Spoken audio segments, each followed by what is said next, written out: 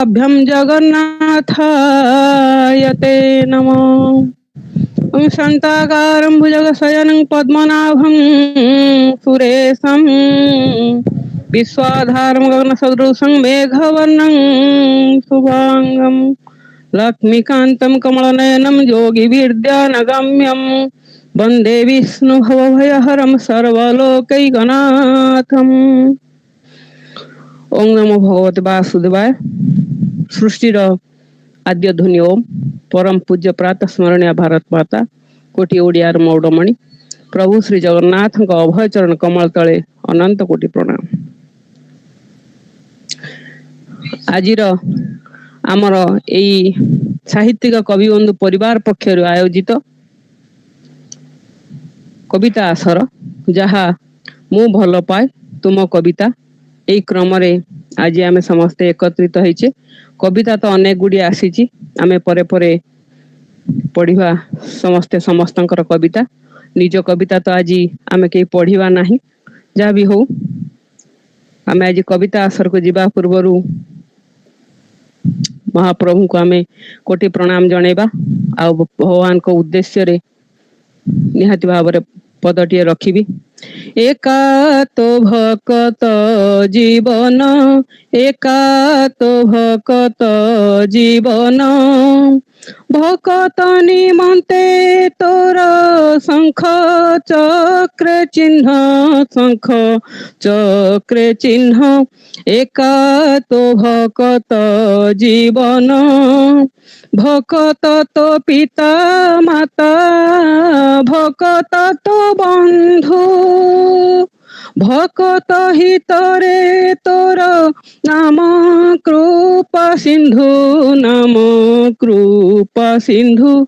एका तो भकत जीवन, एका तो भकत जीवन, धेनु पछे पछे बछा गमे क्षीर लोभे, धेनु पछे पछे बछा गमे क्षीर लोभे। भकत पछरे तू ही थाऊ, से ही भावे थाऊ, से ही भावे।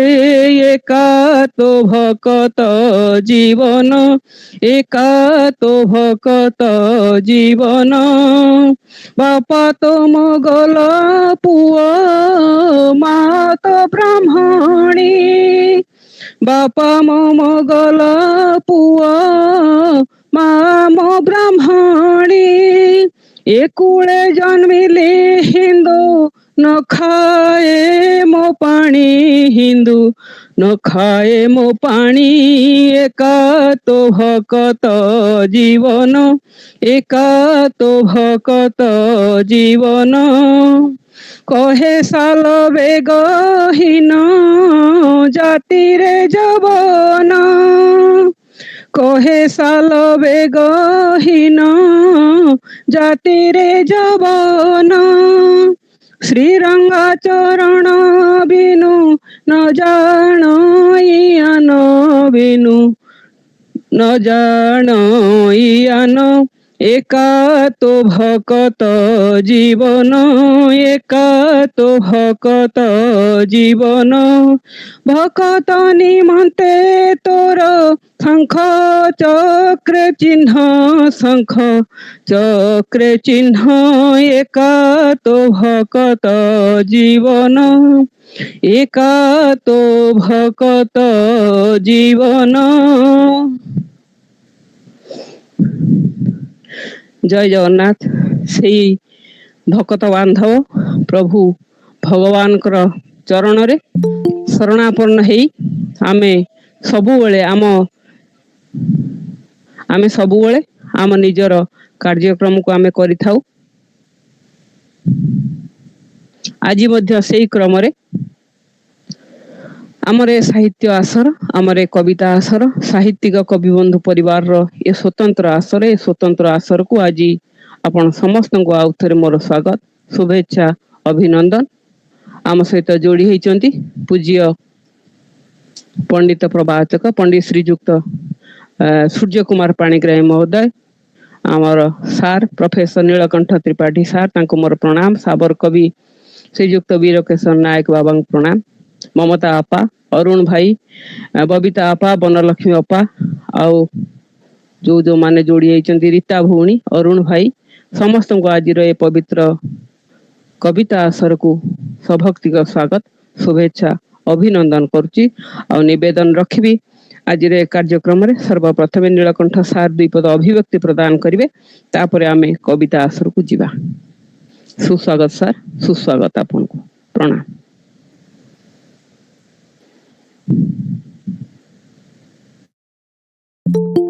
जय जगन्नाथ।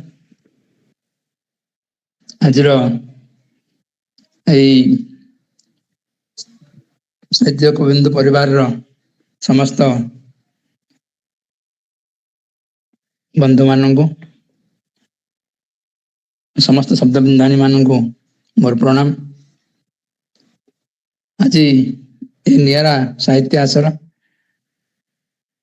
ये चेतनार कथा, मनुष्य जीवन कथा ये प्रणति मांगर दीपद मन पड़ जाऊँ।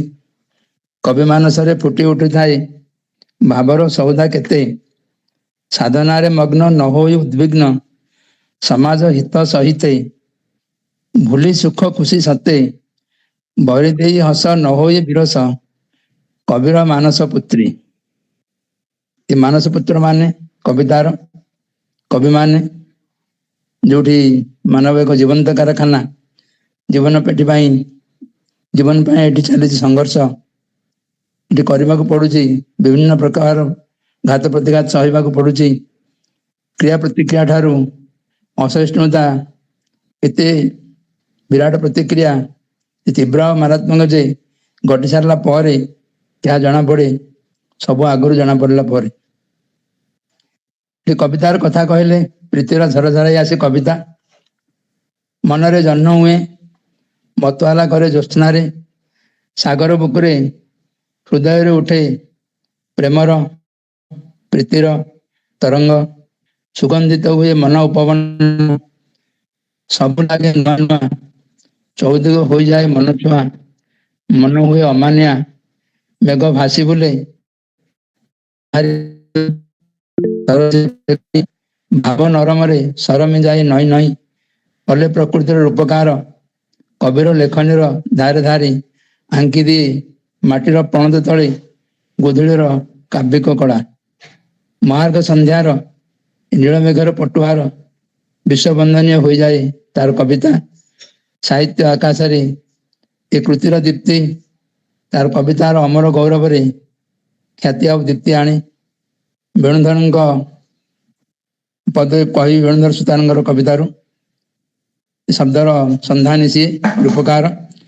सुखर सूरज आसेनी तापाई आलोकर रूप नहीं, सबुज धरार सी रूपकार, माटीर मनीष से ही चैत्र रजनी आनिनी तापाई, ज्योत्स्ना शीतल राति किए अखिलर अन्नदाता, ता विश्व मानव प्रीति, ता विश्व मानव प्रीति। कोट थरिबा दिनु तुमको भेटुची ए शब्द नायक, मो भावनार खुशी अगणारे अड़ी अझट विमल आखिर बालुद कांदाणारे, तुम्हें मोर नित्यांत जरूरी, मु तुम अगणार उर्वर पटाड़ी, मु तुम अगणार उर्वर पटाड़ी। जातिर अस्मितारे तुम्हें अंतस्वर निखिलर अभिलाष, रचि जाइछ ए माटी बुकुरे शताब्दीर इतिहास, शताब्दीर इतिहास। कवि शताब्दीर इतिहास रचि पारे, तार कवितार विप्लव सृष्टि करि पारे, तार कवितार से माटी मग्न हुई निखिल विश्वर संधान करि पारे, जाति को जागृत करि पारे, जातिर उपवन रे प्रेमर शांतिर संहतिर जातीयतार पुष्प भी बुणी पारे। धन्यवाद। बहुत सुंदर कथा। आपन को अशेष अशेष कृतज्ञता और प्रणाम जनाऊँ मु। जा हो भाषा साहित्य हो आध्यात्मिकता हो, प्रत्येक क्षेत्र रे प्रत्येक स्थान रे आपणकर पदचिन्ह सुस्पष्ट हुए। आउ आपण अति आनंद रे ସମସ୍ତଙ୍କୁ ଗ୍ରହଣ କରନ୍ତି। ଆପଣ ଜଣେ ଉତ୍ତମ ନୁହନ୍ତି, ଆପଣ ଜଣେ ମହତ୍ତମ ବ୍ୟକ୍ତିତ୍ୱ, ଆପଣ ଜଣେ ଉତ୍ତମ ପାଠକ ଭାବରେ ସମସ୍ତଙ୍କୁ ସ୍ୱୀକୃତି ଦିଅନ୍ତି, ସମସ୍ତଙ୍କ ସୃଷ୍ଟିକୁ ଆପଣେଇ ନିଅନ୍ତି ଆଉ ସମସ୍ତଙ୍କ ସୃଷ୍ଟିକୁ କୋଳେଇ ନିଅନ୍ତି, ଯାହା ବିଭିନ୍ନ ମଞ୍ଚରେ ବିଭିନ୍ନ କଥା ଅବସରରେ ଆପଣଙ୍କର କଥାକୁ ଶୁଣିବା ଭିତରେ ମୁଁ ଶୁଣିବାକୁ ପାଏ। ବିଭିନ୍ନ କବିଙ୍କର ପଂକ୍ତିକୁ ଆପଣ ଆପଣେଇ ନେଇ ମଞ୍ଚ ମାନଙ୍କରେ ତାକୁ ପ୍ରକାଶ କରନ୍ତି। ଆପଣ ବାସ୍ତବିକ ଆପଣ ଜଣେ ଉତ୍ତମ ଶ୍ରୋତା ଆଉ ମହତ୍ତମ ବ୍ୟକ୍ତିତ୍ୱ। ଆପଣ ତ ଶିକ୍ଷା ବିଭାଗରେ ଜଣେ ପ୍ରଫେସର ଭାବରେ ଅବତୀର୍ଣ୍ଣ ହେଇଛନ୍ତି, ଆଉ ଆମର ଅହୋଭାଗ୍ୟ ଆମେ ଆପଣଙ୍କ ଭଳି ଜଣେ ଦିଗ୍ଗଜ ବିଦ୍ୱାନକୁ ଆମ ପାଖରେ ପାଇ ଆମେ ଧନ୍ୟ ହେଇଛୁ। ବହୁତ ବହୁତ ଧନ୍ୟବାଦ ଆପଣଙ୍କୁ, ଅଶେଷ କୃତଜ୍ଞତା ଜ୍ଞାପନ କରୁଛି। ଏଇଥିପାଇଁ ତ କୁହାଯାଏ ସମ୍ପର୍କ। ସମ୍ପର୍କ ରକ୍ତରେ ନଥାଏ, ଥାଏ ବିଶ୍ୱାସରେ। ଯଦି ବିଶ୍ୱାସ ଥାଏ ତେବେ ପର ନିଜର ହୁଏ, ଆଉ ବିଶ୍ୱାସ ତୁଟିଗଲେ ନିଜ ରକ୍ତ ବି ପର ହୋଇଯାଏ। ବଡ ଅଜବ ଏ ଦୁନିଆ, ଏଠି ମିଛ ନୁହେଁ, ସତ କହିଲେ ସମ୍ପର୍କ ଭାଙ୍ଗିଯାଏ। ଆଉ ଆମେ ଯେତେ ଯାହାକୁ ଭଲ ପାଇବା, ଯେତେ ଯାହାକୁ ଆଦର ଦେବା, ସମ୍ମାନ ଦେବା, ସନ୍ଦେହ ସେତେ ଅଧିକ ବସା ବାନ୍ଧେ। ତେଣୁ ବିବେକ ହଉଛି ଏମିତି ଗୋଟିଏ ରାସ୍ତା, ତାକୁ ଯଦି ଠିକ ଭାବେ ନ ଚିହ୍ନି ହେୟ ଜ୍ଞାନ କରେ ତାହେଲେ ଆମକୁ ବାଟବଣା ହେବାକୁ ପଡେ। ଅସାବଧାନତାରେ ଗଲେ ଦୁର୍ଘଟଣାର ଶିକାର ହେବାକୁ ପଡେ। କିନ୍ତୁ ତାକୁ ଠିକ ଭାବେ ଚିହ୍ନି ନୀତି ନିୟମ ମାନି ଚାଲିଲେ ଆମେ ନିଶ୍ଚିତ ଭାବରେ ଲକ୍ଷ୍ୟ ସ୍ଥଳରେ ପହଞ୍ଚି ପାରିବା ଆଉ ଆନନ୍ଦ ଉପଭୋଗ କରିପାରିବା। ତେଣୁ ମୁଁ ତ ସବୁବେଳେ କହେ, ଏଠି ବେଦ ପଢିବା ସହଜ, କିନ୍ତୁ ବେଦନା ପାଇଁ ସମୟ କାର ନଥାଏ, ଆଉ ଏ ବେଦନା ବୁଝିବା ବି ବଡ କଷ୍ଟସାଧ୍ୟ ହେଇଥାଏ। ବହୁତ ବହୁତ ଧନ୍ୟବାଦ ଆପଣଙ୍କୁ ସାର୍, ଅଶେଷ କୃତଜ୍ଞତା ଜ୍ଞାପନ କରୁଛି। ଆଜିର ଏ କବିତା ଆସର ମୁଁ ତୁମକୁ ଭଲ ପାଏ ଏ ଶୀର୍ଷକରେ ଆପଣଙ୍କର ଅଭିବ୍ୟକ୍ତି ନିଶ୍ଚିତ ଭାବରେ ମାର୍ମିକ ଆଉ ଶିକ୍ଷଣୀୟ ମଧ୍ୟ। ଆପଣଙ୍କୁ ଆଉ ଥରେ ମୋର ଶବ୍ଦର ପ୍ରଣାମ। ଆଜିର କାର୍ଯ୍ୟକ୍ରମକୁ ଯିବା। ଆଜିର କାର୍ଯ୍ୟକ୍ରମକୁ ଯିବା ପୂର୍ବରୁ ଆମେ ପ୍ରଶାନ୍ତ ଭାଇଙ୍କ ପାଖରୁ ସର୍ବପ୍ରଥମେ ଶୁଣିବା ତାଙ୍କ କବିତା। ତାପରେ ଆମର ଯୋଉ ତାଲିକା ହେଇଛି, ମୁଁ ରୀତା ଭଉଣୀକୁ ଅନୁରୋଧ କରିବି ତାଲିକା ଅନୁସାରେ ନାମ ସମସ୍ତଙ୍କୁ ରଖିବେ ଆଉ ପରବର୍ତ୍ତୀ କବିତାକୁ ସଂଯୋଜନା କରିବେ। ଆଉ ଗୋଟିଏ ସୂଚନା ନିହାତି ଭାବରେ ସମସ୍ତଙ୍କୁ ଦେବି, ଆମେ ପୂର୍ବ ବୈଠକରେ ଆମର ସ୍ଥିରୀକୃତ ହେଇଥିଲା, ଆମେ ଆମର କବିତାକୁ 2 ରୁ 3 ମିନିଟ ଭିତରେ ଆମେ ସଂକ୍ଷିପ୍ତ ରଖିବା। ସମସ୍ତେ ସମସ୍ତଙ୍କୁ ପଢିବା ପାଇଁ ସୁଯୋଗ ଦବା ଆଉ ସମସ୍ତେ ସମସ୍ତଙ୍କୁ ଶୁଣିବା, ମେସେଜ ମାଧ୍ୟମରେ ଆମର ମତାମତକୁ ପ୍ରଦାନ କରିବା। ଏମିତି ହେଲେ ସମୟର ସଦୁପଯୋଗ ଆମେ କରିପାରିବା ଆଉ ଆମ କାର୍ଯ୍ୟକ୍ରମ ସୁଦୂର ପ୍ରସାର ମଧ୍ୟ ହେଇପାରିବ। ମୁଁ ଅନୁରୋଧ କରିବି ଆମର ପ୍ରଶାନ୍ତ ଭାଇଙ୍କୁ, ସେ ତାଙ୍କର କବିତା ପାଠ କରିବେ। ସେ କାହାର କବିତା ପଢୁଛନ୍ତି? ଜଗନ୍ନାଥ, ଆଜିର ମୁଁ ଭଲ ପାଏ କବିତା ର କବି ହେଉଛନ୍ତି ପ୍ରକାଶ କୁମାର ମିଶ୍ର। ତାଙ୍କର କବିତା ଶୀର୍ଷକ 14 ପୁରୁଷ ପାଇଁ କି ଚିନ୍ତା। ଧର୍ମ କାହିଁକି ମାସ ପ୍ରାରମ୍ଭରେ ଚିନ୍ତା କରେ ନିରଞ୍ଜନ। 70 ବରଷ ବୟସ ହୋଇଲା, ବଞ୍ଚିବା କେତେ ଦିନ। ଯୁବକରୁ ପୌଢ଼ ହୋଇଲେଣି ଆସି, ପୋଢ଼ ପରି ଖଟି ଖଟି ଆଉ କେତେ ଦିନ ଖଟିବି ଏପରି, ଜୀବନ ମୋ ହେବ ମାଟି। ସବୁ କହୁଛନ୍ତି ପୁରୁଷେ, 14 ପୁରୁଷେ, ମୋ ଠାରୁ ନାହିଁ କେ ଧନୀ। ଧର୍ମ ମାସରେ ପୁଣ୍ୟ କର ଟିକେ, ଧନ ଲାଳସା ରଖନି। ମନ ମାନିଲାନି ନିରଞ୍ଜନଙ୍କର, ମନ ମାନିଲାନି ନିରଞ୍ଜନଙ୍କର। ଡାକି ଏକ ଲେଖାକାର, କହେ ମହାଶୟ ଲେଖା କରି କୁହ, କେତେ ସମ୍ପତ୍ତି ମୋହର। କାଗଜ କଲମ ଧରି ଲେଖାକାର, ଲେଖା କଲେ ଟିକି ନିଖି। କହିଲେ ତୁମେ ତ ବଡ଼ ସାହୁକାର, ହିସାବ ନିକାଶ ରଖି। ଏ ଯୁଗରେ ମୁହିଁ ଦେଖିନି ଏଯାଏଁ, ତୁମ ପରି ଜଣେ ସୁଖୀ। ଧନ ଧନ ବୋଲି ହେଉଛ ବାଉଳି, କିଏ ହେବ ଏ ଧନ ରଖି। ବସି ଖାଇଲେ ତ ନଈ ବାଲି ସରେ, ବସି ଖାଇଲେ ତ ନଈ ବାଲି ସରେ, ତୁମର ସରିବ ନାହିଁ। 7 ପୁରୁଷ ତ ଆନନ୍ଦେ ଚଳିବେ, ବସି ବସି ଖାଇ ଖାଇ। ଲେଖାକାର ଗଲେ କହିକି ଏ କଥା, ବିନ୍ଧେ ନିରଞ୍ଜନ ମଥା। ଅଷ୍ଟମ ପୁରୁଷ ଭୋକେ ମୋ ଶୋଇବେ, ସବୁ କର୍ମ ହେବ ବୃଥା। ଭାବିଥିଲି ମୁହିଁ 14 ପୁରୁଷେ, ପାଇ ସଞ୍ଚିଥିବି ଧନ। 7 ପୁରୁଷରେ ସବୁ ସାରିଦେବେ, ଗଲା ମୋର ଯଶ ମାନ। କି ପୁଣ୍ୟ କରିବି କାହିଁକି ମାସରେ, ସାତ୍ବିକ ଭୋଜନ ଖାଇ କି ଦାନ ଦେବି ମୁଁ, ଦିନ ଦରିଦ୍ରରେ ସୌଭାଗ୍ୟ ମୋହର କାହିଁ। ନିରଞ୍ଜନ ଚିନ୍ତା ଖାଇଲା ଦେହଟା, ନିରଞ୍ଜନ ଚିନ୍ତା ଖାଇଲା ଦେହଟା, ଦିନୁ ଦିନ ଗଲା ସୁଖୀ, ପତ୍ନୀ ବୁଝାଇଲା ପଚାର କି ଦେଖ, କେଉଁ ସାଧୁ ବାବା ଦେଖି।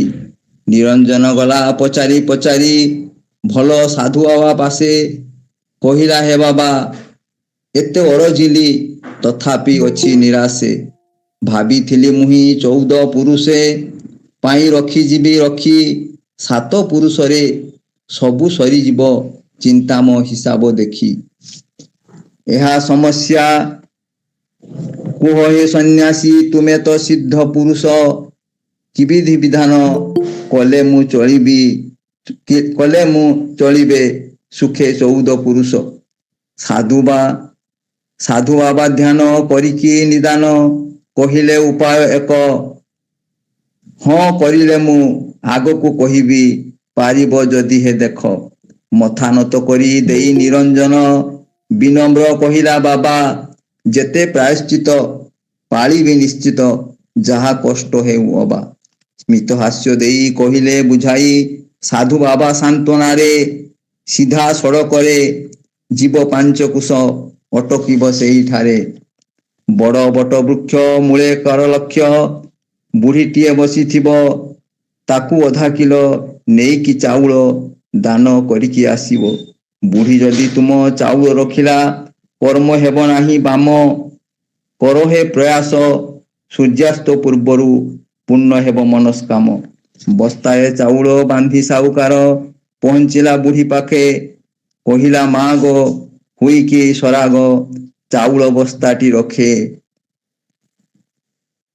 ମୁଁ କ୍ଷମା ମାଗି ରହୁଛି, ଆଉ କବିତାଟି ବଡ଼ ଥିଲା, ମୁଁ ବାହାରିଥିଲି, ଆଉ ରହିଯାଇଛି ଆହୁରି 7-8 ପଦ ଆହୁରି, ମୁଁ କହିପାରୁନି। ମୁଁ ପ୍ରକାଶ ଭାଇଙ୍କୁ ମଧ୍ୟ କ୍ଷମା ମାଗି ନେଉଛି। ମୁଁ ଆଜି ଦିନ ସାରା ବାହାରେ ରହିଯାଇଥିଲି, ବଡ଼ କବିତା ଥିଲା ଆହୁରି ରହିଛି, ପୁଣି ପରବର୍ତ୍ତୀ ସମୟ ହେଲେ ପଢ଼ିବି। ଯାହା ଅଶେଷ ଧନ୍ୟବାଦ ମୋତେ ପ୍ରଥମ ଦେଇଥିବାରୁ। ମୁଁ ଅନ୍ୟ ମଧ୍ୟ ମିଟିଂ ଅଛି ପ୍ରଣତି ଭାଇ କହିଥିଲି, ତାଙ୍କୁ ମଧ୍ୟ କୃତଜ୍ଞତା। ଏ ସୁନ୍ଦର ବିଷୟ ଗୁଡ଼ିକ ପାଇଁ କହିଲେ ନ ସରେ। ଏସବୁ ପ୍ରଣତି ଭାଇଙ୍କର ଏ ଅବଦାନକୁ ମାନେ ସତ ମଥାନତ ମୋର ସାଧୁବାଦ ଧନ୍ୟବାଦ। ବହୁତ ମାନେ ଏସବୁ ଆମେ ବହୁ ଭାଗ୍ୟ ଆମର ପ୍ରକୃତି। ହଉ ମୁଁ ସିଆଡ଼େ ଯିବି। ବହୁତ ବହୁତ ଧନ୍ୟବାଦ ଭାଇ, ବହୁତ ବହୁତ ଧନ୍ୟବାଦ ଆପଣଙ୍କୁ। ଯାହା ହଉ ଆପଣ ବହୁତ ସୁନ୍ଦର ଭାବରେ ଆପଣ ପ୍ରକାଶ ଭାଇଙ୍କର ଏତେ ସୁନ୍ଦର କବିତାକୁ ଆପଣ ପାଠ କରିଛନ୍ତି। ଆପଣଙ୍କୁ ଅଶେଷ ଅଶେଷ ଧନ୍ୟବାଦ। ଯାହା ହଉ ଆପଣ ସମୟ ବାହାର କରି କାର୍ଯ୍ୟକ୍ରମରେ ଯୋଗ ଦେଇ ଏ କବିତା ପାଠ କରିଛନ୍ତି। ବହୁତ ବହୁତ ଧନ୍ୟବାଦ। ମୁଁ ଆଜି ଗୋଟିଏ ଅଛି ଟିକେ ଚାଲିଯିବି। ଆମର କାର୍ଯ୍ୟକ୍ରମରେ ବବିତା ଆପା, ଆମର ସୂର୍ଯ୍ୟ କୁମାର ପାଣିଗ୍ରାହୀ ମହୋଦୟ, ଅରୁଣ ଭାଇ, ଏମାନେ ଅଛନ୍ତି କବିତା ପଢିବେ। ରୀତା ଭଉଣୀଙ୍କୁ କହିବେ ମଝିରେ ମଝିରେ ଡାକିବେ। ଆଉ ତାପରେ ଯାହା ଆମର କାର୍ଯ୍ୟକ୍ରମ ଚାଲିବ। ଯାହା ବି ହଉ ରୀତା ଭଉଣୀଙ୍କୁ ଅନୁରୋଧ କରିବେ ବର୍ତ୍ତମାନ ଏ ମଞ୍ଚକୁ ସଞ୍ଚାଳନ କରିବେ। ସୁସ୍ୱାଗତ। ବହୁତ ଧନ୍ୟବାଦ ଆପା। ସର୍ବପ୍ରଥମେ ପ୍ରଣତି ମହାପାତ୍ର ମହୋଦୟଙ୍କର ନିଆରା ପ୍ରୟାସ ପାଇଁ ମୁଁ ସର୍ବପ୍ରଥମେ ବହୁତ ସାରା ସାଧୁବାଦ ଦେବି। ମୁଁ ଭଲ ପାଏ ତୁମ କବିତା, ମୁଁ ଭଲ ପାଏ ତୁମ ଗପ। ମୁଁ ଗର୍ବର ସହିତ କହିପାରିବି ଏଇଟା ଆମ ପରିବାରର ସର୍ବପ୍ରଥମ ବଳିଷ୍ଠ ପ୍ରୟାସ। ଆଉ କୋଉଠି ବୋଧେ ଏଇଟା ଆରମ୍ଭ ହେଇନି। ତ ମୁଁ ସେଥିପାଇଁ ଜୋରଦାର ତାଳି ଦଉଛି ଆଉ ସମସ୍ତଙ୍କୁ ଅନୁରୋଧ କରୁଛି କି ଏଇଟା ଗୋଟେ କରତାଳି ଦିଆଯାଇ ତାଙ୍କୁ ସ୍ୱାଗତ କରାଯାଉ। ସତରେ ସେ ସମ୍ଭାବନାର ସକାଳଟିଏ, ସେ ସମ୍ଭାବନାର ସକାଳଟିଏ, ସେ ସୂର୍ଯ୍ୟଙ୍କର ପହିଲି କିରଣଟିଏ। ସଦାବେଳେ ମୁହଁରେ ହସ ଥାଏ, କେବେ ବି ମନରେ ଗର୍ବ ଅହଙ୍କାର ନଥାଏ। ତାଙ୍କର ଏମିତି ଆମ ପରିବାରର ସମ୍ପାଦିକା ପ୍ରଣତି ମହାପାତ୍ର, ସେ ବିଶ୍ୱାସ କରନ୍ତି ମୁଁ ନୁହେଁ ଆମେ ଆଉ ସମସ୍ତଙ୍କୁ ମିଳିମିଶି ସୁନ୍ଦର ହାରଟେ କରିଛନ୍ତି, ଯାହାର ନାଁ ସାହିତ୍ୟିକ କବିବନ୍ଧୁ ପରିବାର। ତେଣୁ ଏ ପରିବାରର ସାରସ୍ୱତ ସନ୍ଧ୍ୟାରେ ଆପଣ ସବୁ ଦିବ୍ୟ ପୁଷ୍ପ ମାନଙ୍କୁ ଭବ୍ୟ ସ୍ୱାଗତ। ଆପଣ ମାନଙ୍କ ସୁବାସରେ ଆମ ଅଗଣା ମହକିତ ହଉ, ପୁଲକିତ ହଉ, ଏଇ ଅଳି ରଖେ। ଆଜି ସମ୍ଭାବନା ର ସ୍ୱର କମ୍, ମୋର ସଂଯୋଜନାର ସ୍ୱର କମ୍, ଗାଳି ଖାଇବାର ବେଶୀ ଜୋର ଅଛି। ତେଣୁ ମୁଁ ଡାକି ଦଉଛି, ଆଉ ଡେରି କରୁନି, ମମତା ଶତପଥୀଙ୍କୁ ସ୍ୱାଗତ କରିବି। ସେ ବନଲକ୍ଷ୍ମୀ ମହାନ୍ତିଙ୍କ କବିତା ପରିବେଷଣ କରିବେ। ସ୍ୱାଗତମ୍ ସ୍ୱାଗତମ୍ ସ୍ୱାଗତମ୍। धन्यवाद रीता भौणी। ମୁଁ ଭଲ ପାଏ ତୁମ କବିତା କ୍ରମରେ ମୁଁ କୌଣସି ଗୌରଚନ୍ଦ୍ରିକା ନ କରି ବନଲକ୍ଷ୍ମୀ ମହାନ୍ତିଙ୍କ କବିତା ପାଲା ପାଠ କରୁଛି। ଅତୀତରେ ଥିଲା ପାଲା ଆଦର ଆମ ସଂସ୍କୃତିର ଗାଥା, ଭକ୍ତି ମୁକ୍ତି ଜ୍ଞାନ ଓ ମନୋରଞ୍ଜନ ଶିଖାଏ ଏଟିଏ ଏହି କଥା। ଆମ ସଂସ୍କୃତି ଓ ପରମ୍ପରା ଆଉ ପୌରାଣିକ କାହାଣୀକୁ ସରଳ ଭାଷାରେ ଗାୟକ ବୁଝାନ୍ତି ଏ ମାନବ ସମାଜକୁ। ପାଲା ମାଧ୍ୟମରେ ଶିକ୍ଷା ସଂସ୍କାରକୁ ପରିବେଷଣ କରନ୍ତି, କେତେ ଉପାଦେୟ ତଥ୍ୟକୁ ଆମକୁ ଅବଗତ ସେ କରନ୍ତି। ଗୀତା ଭାଗବତ ରାମାୟଣ ଆଉ ମହାଭାରତ କାହାଣୀ ବାଦ୍ୟ ଝାଞ୍ଜ ତାଳେ ତାଳେ ବଖାଣନ୍ତି ମନୋରଞ୍ଜନ ଯେ ପୁଣି। ବାୟକ ବଜାଏ ପାଳିଆ ନାଚନ୍ତି ଭାରି ଭଲ ଲାଗୁଥାଏ। ବିଲ୍ୱ ମଙ୍ଗଳ ଓ ଏକଲବ୍ୟ କଥା ମନରେ ଭକ୍ତି ଜଗାଏ। ପାଲା ମାଧ୍ୟମରେ କେତେ ନୀତି ବାଣୀ ପିତା ମାତା ଗୁରୁ ଭକ୍ତି ଶିକ୍ଷା ଦେଇଥାଏ ଏଇ ସମାଜକୁ ଭରି ଦିଏ ମନେ ଶକ୍ତି। ପର୍ବପର୍ବାଣୀରେ ଗାଁର ମଞ୍ଚରେ ପାଲା ଅନୁଷ୍ଠିତ ହୁଏ, ପାଲା ଦେଖିବାକୁ କେତେ ଭିଡ଼ ଜମେ ବସିବାକୁ କଳି ହୁଏ। ହଜି ଅଛି ଆମ ଓଡ଼ିଆ ସଂସ୍କୃତି ପାଲାର ଆଦର ନାହିଁ, କାଁ ଭାଁ ପାଲା ଯେଉଁଠି ହେଉଛି ଲୋକ ଆଉ ଜମୁ ନାହିଁ। ପାଶ୍ଚାତ୍ୟ ସଂସ୍କୃତି ମାଡ଼ି ବସିଲାଣି ମାନବ ଜାତିକୁ ଏବେ, ଆଧୁନିକତାର ଛାପରେ ନିଜକୁ ସଜାଏ ସେ ନାନା ଭାବେ। ପାଲାର ମହତ୍ଵ ସେ କାହୁଁ ବୁଝିବ ଅଶ୍ଳୀଳ ନୃତ୍ୟରେ ମନ, ରେକର୍ଡ ଡ୍ୟାନ୍ସ ଦେଖିବା ପାଇଁ କି ମଞ୍ଚ ପାଖ ଲୋକ୍ୟାରଣ୍ୟ। ପାଲାର ମହତ୍ଵ ସେ କାହୁଁ ବୁଝିବ ଅଶ୍ଳୀଳ ନୃତ୍ୟରେ ମନ, ରେକର୍ଡ ଡ୍ୟାନ୍ସ ଦେଖିବା ପାଇଁ କି ମଞ୍ଚ ପାଖ ଲୋକାରଣ୍ୟ। ଯେତେ ଯାହା ହେଲେ ଆମରି ସଂସ୍କୃତି ଆମକୁ ଲାଗେ ବଢ଼ିଆ, ଅତୀତର ସେହି ପାଲା ଲୋକ ନୃତ୍ୟ ଝୁରନ୍ତି କିଛି ଓଡ଼ିଆ। ଅତୀତର ସେହି ପାଲା ଲୋକ ନୃତ୍ୟ ଝୁରନ୍ତି କିଛି ଓଡ଼ିଆ, ଅତୀତର ସେହି ପାଲା ଲୋକ ନୃତ୍ୟ ଝୁରନ୍ତି କିଛି ଓଡ଼ିଆ। ଧନ୍ୟବାଦ। ଜୟ ଜଗନ୍ନାଥ। ଧନ୍ୟବାଦ। ବହୁତ ବହୁତ ଧନ୍ୟବାଦ। ବନଲକ୍ଷ୍ମୀ ମହାନ୍ତିଙ୍କ କବିତା ପାଲା ଓ ଏ ପାଲାକୁ ଆପଣ ବହୁତ ସୁନ୍ଦର ଭାବରେ ଗାୟନ କରିଛୁ। ଆପଣ ଏତେ ସୁନ୍ଦର ମନେ ପକେଇ ଦେଇଛନ୍ତି ଆପଣଙ୍କ କବିତା ମାଧ୍ୟମରେ। ଆମେ ଓଡ଼ିଆ ଭାରି ବଢିଆ, ଆମ ପାଲା ସଂସ୍କୃତି ଭାରି ବଢିଆ ଥିଲା। ଆମେ ସେଇଥିରେ ଶିଖୁଥିଲୁ ରାମାୟଣ ଭାଗବତ ମହାଭାରତର କଥା। ଓଡ଼ିଆଙ୍କ ବ୍ୟଥା ଗାଥା ବନଲକ୍ଷ୍ମୀ ମହାନ୍ତିଙ୍କ କବିତାରେ ଥିଲା। ଆପଣ ସୁନ୍ଦର ଭାବରେ ତାକୁ ରୂପାୟନ କରିଛନ୍ତି। ଚାଲନ୍ତୁ ବନଲକ୍ଷ୍ମୀ ମହାନ୍ତିଙ୍କୁ ସ୍ୱାଗତ କରିବି, ସେ ନେଇ ଆସିଛନ୍ତି ଶୋଭାମୟୀ ପତ୍ରୀଙ୍କ କବିତା, ତାଙ୍କୁ ସ୍ୱାଗତ କରିବା। ସ୍ୱାଗତମ୍ ସ୍ୱାଗତମ୍ ସ୍ୱାଗତମ୍। ଧନ୍ୟବାଦ ରୀତା। ଆଜିର ମୁଁ ଭଲ ପାଏ ତମ କବିତାରେ ଉପସ୍ଥିତ ସମସ୍ତଙ୍କୁ ମୋର ସାରସ୍ୱତ ପ୍ରଣାମ। ମୁଁ ଆଜି ଶୋଭାମୟୀ ପତ୍ରୀଙ୍କର କବିତା ମାର ପଣତ ଶ୍ରୀମନ୍ଦିର ନେତ। ଜନ୍ମଦାତ୍ରୀର ପାବନ କୋଳରେ ମୁହିଁ ଅଟେ ସଜ ଫୁଲ, ସର୍ବ ଦେବା ଦେବୀ ଠାରୁ ସେ ଉର୍ଦ୍ଧ୍ୱରେ, ମୂଲ ତା ମୂଲ ମୂଲ କୋଟି ପୁଣ୍ୟ ବଳେ ତାହାରି କୋଳରେ ଜନମ ଲଭିଛି ମୁହିଁ। ମୋ ଜୀବନ ଚର୍ଯ୍ୟା ଦିବ୍ୟ ଉପହାର ଆଦରେ ଖଞ୍ଜିଛି ସେହି ତାଠାରୁ ପାଇଛି ସଂସ୍କାର ସଂସ୍କୃତି ମହତପଣର ଶିକ୍ଷା ତା ସ୍ନେହ ଗାଳିରେ ଅନୁଭବ କରେ ପ୍ରତ୍ୟକ୍ଷରେ ଗୁରୁ ଦୀକ୍ଷା। ମୋ ମା ମୋହର ପରମ ଆରାଧ୍ୟ ଜୀବନ ମୁଖ୍ୟ ଆଧାର, ସରଗଠୁ ବଡ ଗଙ୍ଗାଠୁ ପବିତ୍ର ଆଶିଷ ଅମୃତ ଝର ଗର୍ଭଧାରଣର ପରଠୁ ତାହାର ଜୀବନ ନାଟିକା ମୁହିଁ।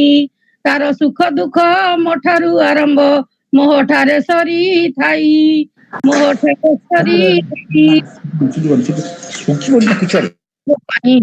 ମୋ ପାଇଁ ଜଠର ଯନ୍ତ୍ରଣାକୁ ସହି ଦେଇ ମୁଖରେ ଆଧାର, ସଂସାର ମୋଡା ପଥେ ଚଲାଇବା ରଖି ଉତ୍ତମ ଆଚାର। ମୋ ମୁହଁ ଶୁଖିଲେ ଆଖିରୁ ତା ଝଡ଼େ ଲୁହ ଲହୁ ଧାର ସାମାନ୍ୟ ଆଘାତ ଲାଗିଲେ ମୋ ଦେହେ ଅନ୍ଧାର ତାତିନି ପୁର ପେଟ ମଣ୍ଡାଳି ଖୁଆଏ ବଳେଇ ନାହିଁ କରୁଥିଲେ ଯେତେ ନାହିଁ କରୁଥିଲେ ଯେତେ ବିପଦେ ଆପଦେ ଅଣ୍ଟା ଭିଡ଼ି ଦିଏ ବିପଦେ ଆପଦେ ଅଣ୍ଟା ଭିଡ଼ି ଦିଏ ନିପୁଣା ଯୋଦ୍ଧାଟି ସତେ ନିପୁଣା ଯୋଦ୍ଧାଟି ସତେ ମମତ ପଣରେ ମୋ ଝଟ ସହି ଅସମ୍ଭବ ଅସମ୍ଭବ ସମ୍ଭବ କରେ ଅସମ୍ଭବକୁ ସମ୍ଭବ କରେ ତାର ସବୁ ଇଚ୍ଛା ଆକାଂକ୍ଷାକୁ ମାରି ମୁଖରେ ମୋହସ ଭରେ ମୁଖରେ ମୋହସ ଭରେ ସେ ବଳି ଦେବୀର ପଣ ତମ ପାଇଁ ଅଟେ ଶ୍ରୀମନ୍ଦିର ନେତ ସେ ବଳି ଦେବୀର ପଣ ତମ ପାଇଁ ଅଟେ ଶ୍ରୀମନ୍ଦିର ନେତ ସକଳ ସକଳ କଳ୍ପ ସକଳ ଜନ୍ମ ପୂତିକାରୀ କଳ୍ପବଟ ମୋ ମା ମୋ ସାରା ଜଗତ ମୋ ମା ସାରା ଜଗତ ମାର ହାତ ମୋ ମଥା ପରେ ଥିଲେ ସର୍ବକ୍ଷେତ୍ରେ ହେବ ଜୟ ସର୍ବକ୍ଷେତ୍ରେ ହେବ ଜୟ ସର୍ବସଂହାମା ମମତା ବୋଧରେ ସର୍ବସଂହାମା ମମତ୍ଵ ବୋଧରେ ଜୀବନ ମଧୁମୟ ଜୀବନ ମଧୁମୟ ନୀତି ପରମ୍ପରା ଶୃଙ୍ଖଳାରେ ଦିଏ ଦିଏ ନୀତି ପରମ୍ପରା ଶୃଙ୍ଖଳାରେ ଯିଏ ଦେଲା ପଦାଚାର ସଦାଚାର ପ୍ରେମ ସର୍ବମଙ୍ଗଳକାରିଣୀ ମା ପଦେ ଜଣାଏ କୋଟି ପ୍ରଣାମ ଜଣାଏ କୋଟି ପ୍ରଣାମ ଜଣାଏ କୋଟି ପ୍ରଣାମ ଜୟ ଜଗନ୍ନାଥ। बहुत सुंदर कविता मार ममतार किछि तुलना न थाए अपा गोटे एइथिपई गोटे सुंदर कविताटे कहंती से कवितार दुई पद मु अपा को उद्धार करिया कहि मते बहुत भल लागे सेटा।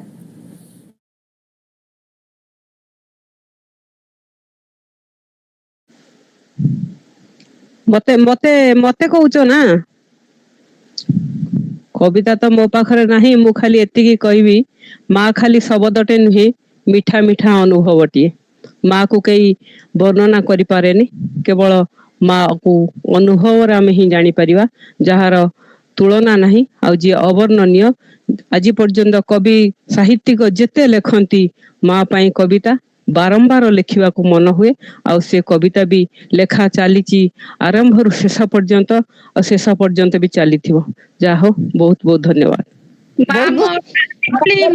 कविता गाइला को भूल भाल गला कहीं मो माँ आकाशर तारा से कविता गाइबार टिके भूल है जना पड़ुले आपण स्वर छल छल हो जाउथिला बहुत बहुत धन्यवाद अपा बहुत सुंदर मां को कविता और प्रणति अपांकर मतामत मते बहुत सुंदर थिला मते अपांकर ए मतामतटा बहुत सुंदर लगे जे अपा गोटे सुंदर कविता भी से संदर्भ रे पढ़ंती तो बहुत धन्यवाद आपण दुई जन को बहुत सुंदर थिला आपण को कविता चलंतु स्वागत करिबा शोभामयी पत्री भौणी को से नहीं आछंदी ममता सत्यवती महोदय नाहांती से तापर कविता पढ़िबे प्रकाश कुमार भाई से प्रकाश भाई भी नाहांती। अच्छा ठीक अछि परवर्ती कविता वीर किशोर नायक बाबा से पढ़िबे प्रकाश कुमार भाई का कविता स्वागतम स्वागतम स्वागतम बाबा प्रणाम।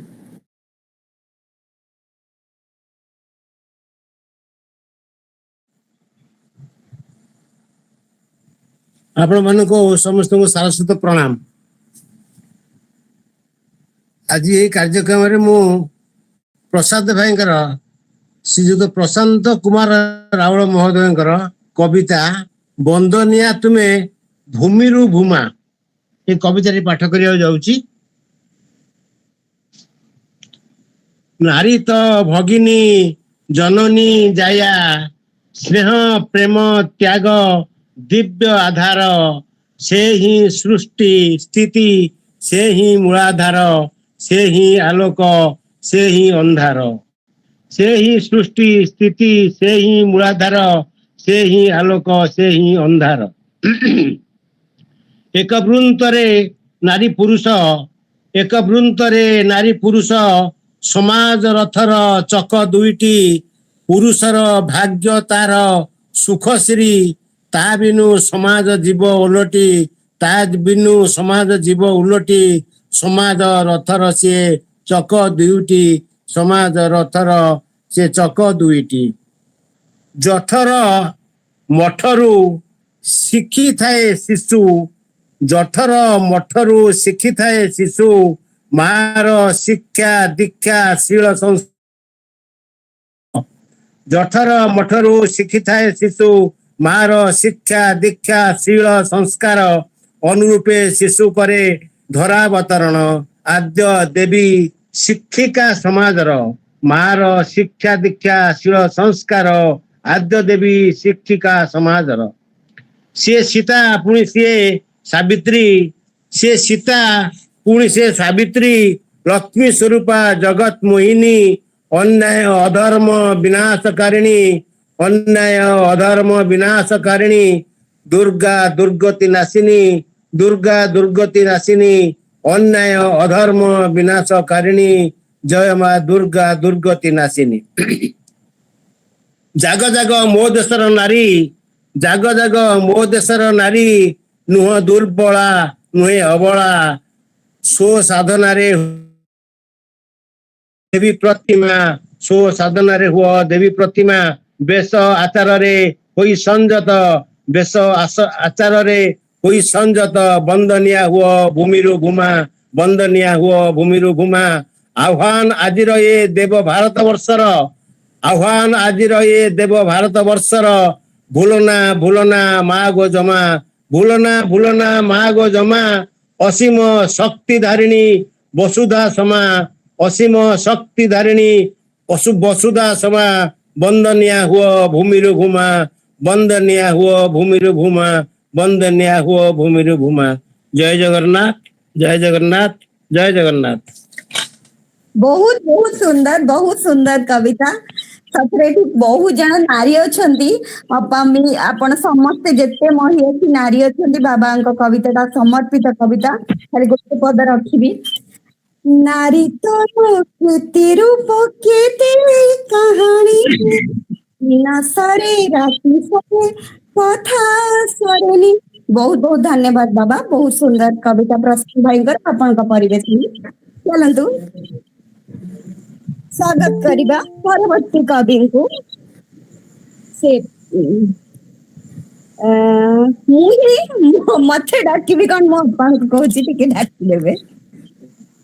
ନିହାତି ନିହାତି ନିହାତି ଆମେ ଡାକିବା ଆଜିର ଇଏ କବିତା ଆସରରେ ସଂଯୋଜନା କରୁଥିବା ଆମର ଭଉଣୀକୁ, ଆଉ ଯିଏକି ଏ କବିତାକୁ ପାଠ କରିବେ। ଆଜି ତାଙ୍କର କବିତା ଯାହା ବି ହଉ, ମୁଁ କେବଳ ଆଜି ରୀତା ଭଉଣୀର ଅନୁରୋଧ ଯାହା ଥିଲା, ମା ଉପରେ ଦୁଇଟି ଯାକ କବିତା ଶୁଣି ଆମର ବୀର କିଶୋର ବାବା ଯୋଉ ପଢିଲେ, ବନଲକ୍ଷ୍ମୀ ଭଉଣୀ ଯାଉ ପଢିଲେ, ତା ଉପରେ ପଦଟିଏ ରଖିବି। ତୁମେ ନର୍କରୁ ଉଠାଇ ଧର୍ମ ଦ୍ୱାର ଯାଏ ବତାଇଛ ଆହା ବାଟ କେତେ, ତୁମେ ନର୍କରୁ ଉଠାଇ ଧର୍ମ ଦ୍ୱାର ଯାଏ ବତାଇଛ ଆହା ବାଟ କେତେ, ତୁମେ ମୂର୍ଖରୁ ପଣ୍ଡିତ ଗଣରେ ଗଣାଇ ପରିଚୟ ଦେଲ ଏ ଜଗତେ, କୁହ କୁହ କିଏ ତୁମେ ସତେ, ମାନବୀ କି ନୁହେଁ ଦାନବୀ ବି ନୁହଁ, କଲ୍ୟାଣମୟୀ ମୋ ଦେବୀ ସତେ, କଲ୍ୟାଣମୟୀ ମୋ ଦେବୀ ସତେ।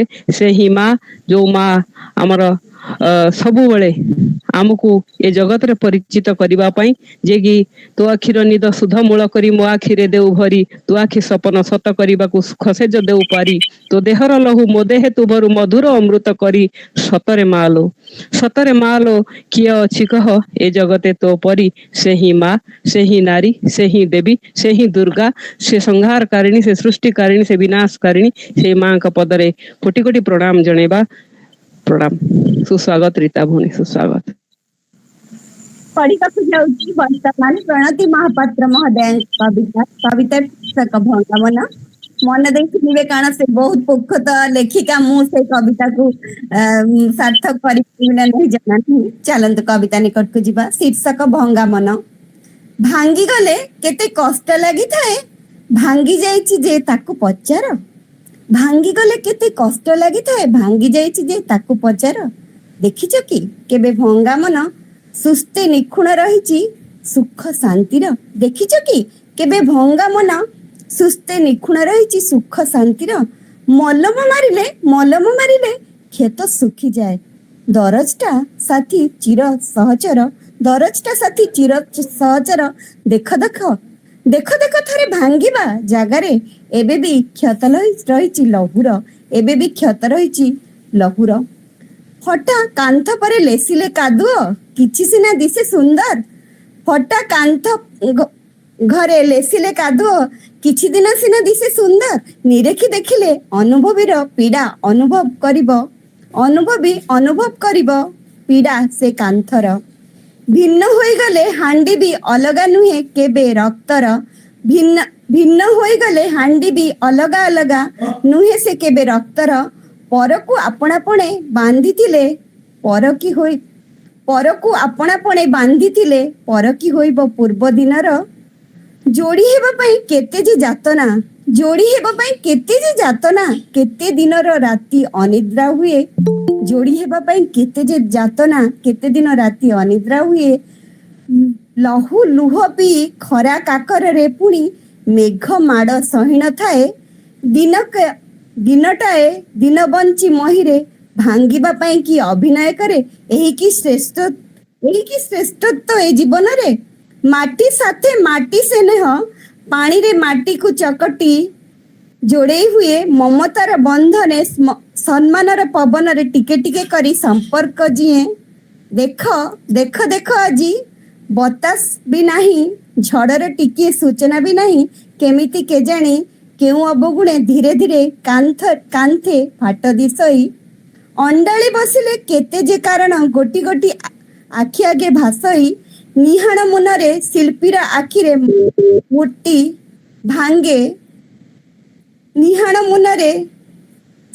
ଆଖିରେ ମୂର୍ତ୍ତି ଭାଙ୍ଗେ। ଶିଳ୍ପୀ ଭାଙ୍ଗି ପଡ଼ଇ। କାନ୍ଥ ଭାଙ୍ଗିଗଲେ ଆଉ ଏକ କାନ୍ଥ ସହଜେ ନିର୍ମାଣ ହୁଅଇ। ହୃଦୟ ଭାଙ୍ଗିଲେ ବନ୍ଦେ ସୁହୃଦ କି ବିଚାର ଥାଏ। ଜୀବନ ନଈରେ ଉଜାଣ ବହିଲେ ଜାଣିବ ପ୍ରଳୟ ହବ।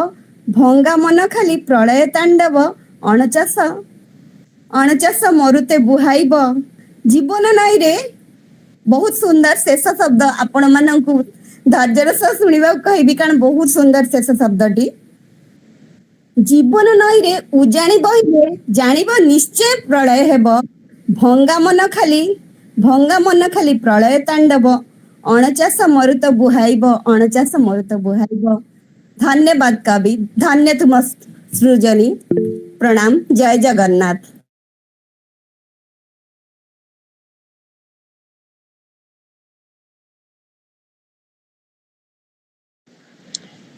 ମୁଁ ଜାଣି ପାରିଲିନି ସାତଟା ବୋଲି ଭାବିକି ଜଗିକି ବସିଛି। ବହୁତ ବହୁତ ଧନ୍ୟବାଦ ରୀତା ଭଉଣୀ, ଯାହା ହଉ ମୋର କବିତା ପଢିଥିବାରୁ ତୁମକୁ ଅଶେଷ ଧନ୍ୟବାଦ।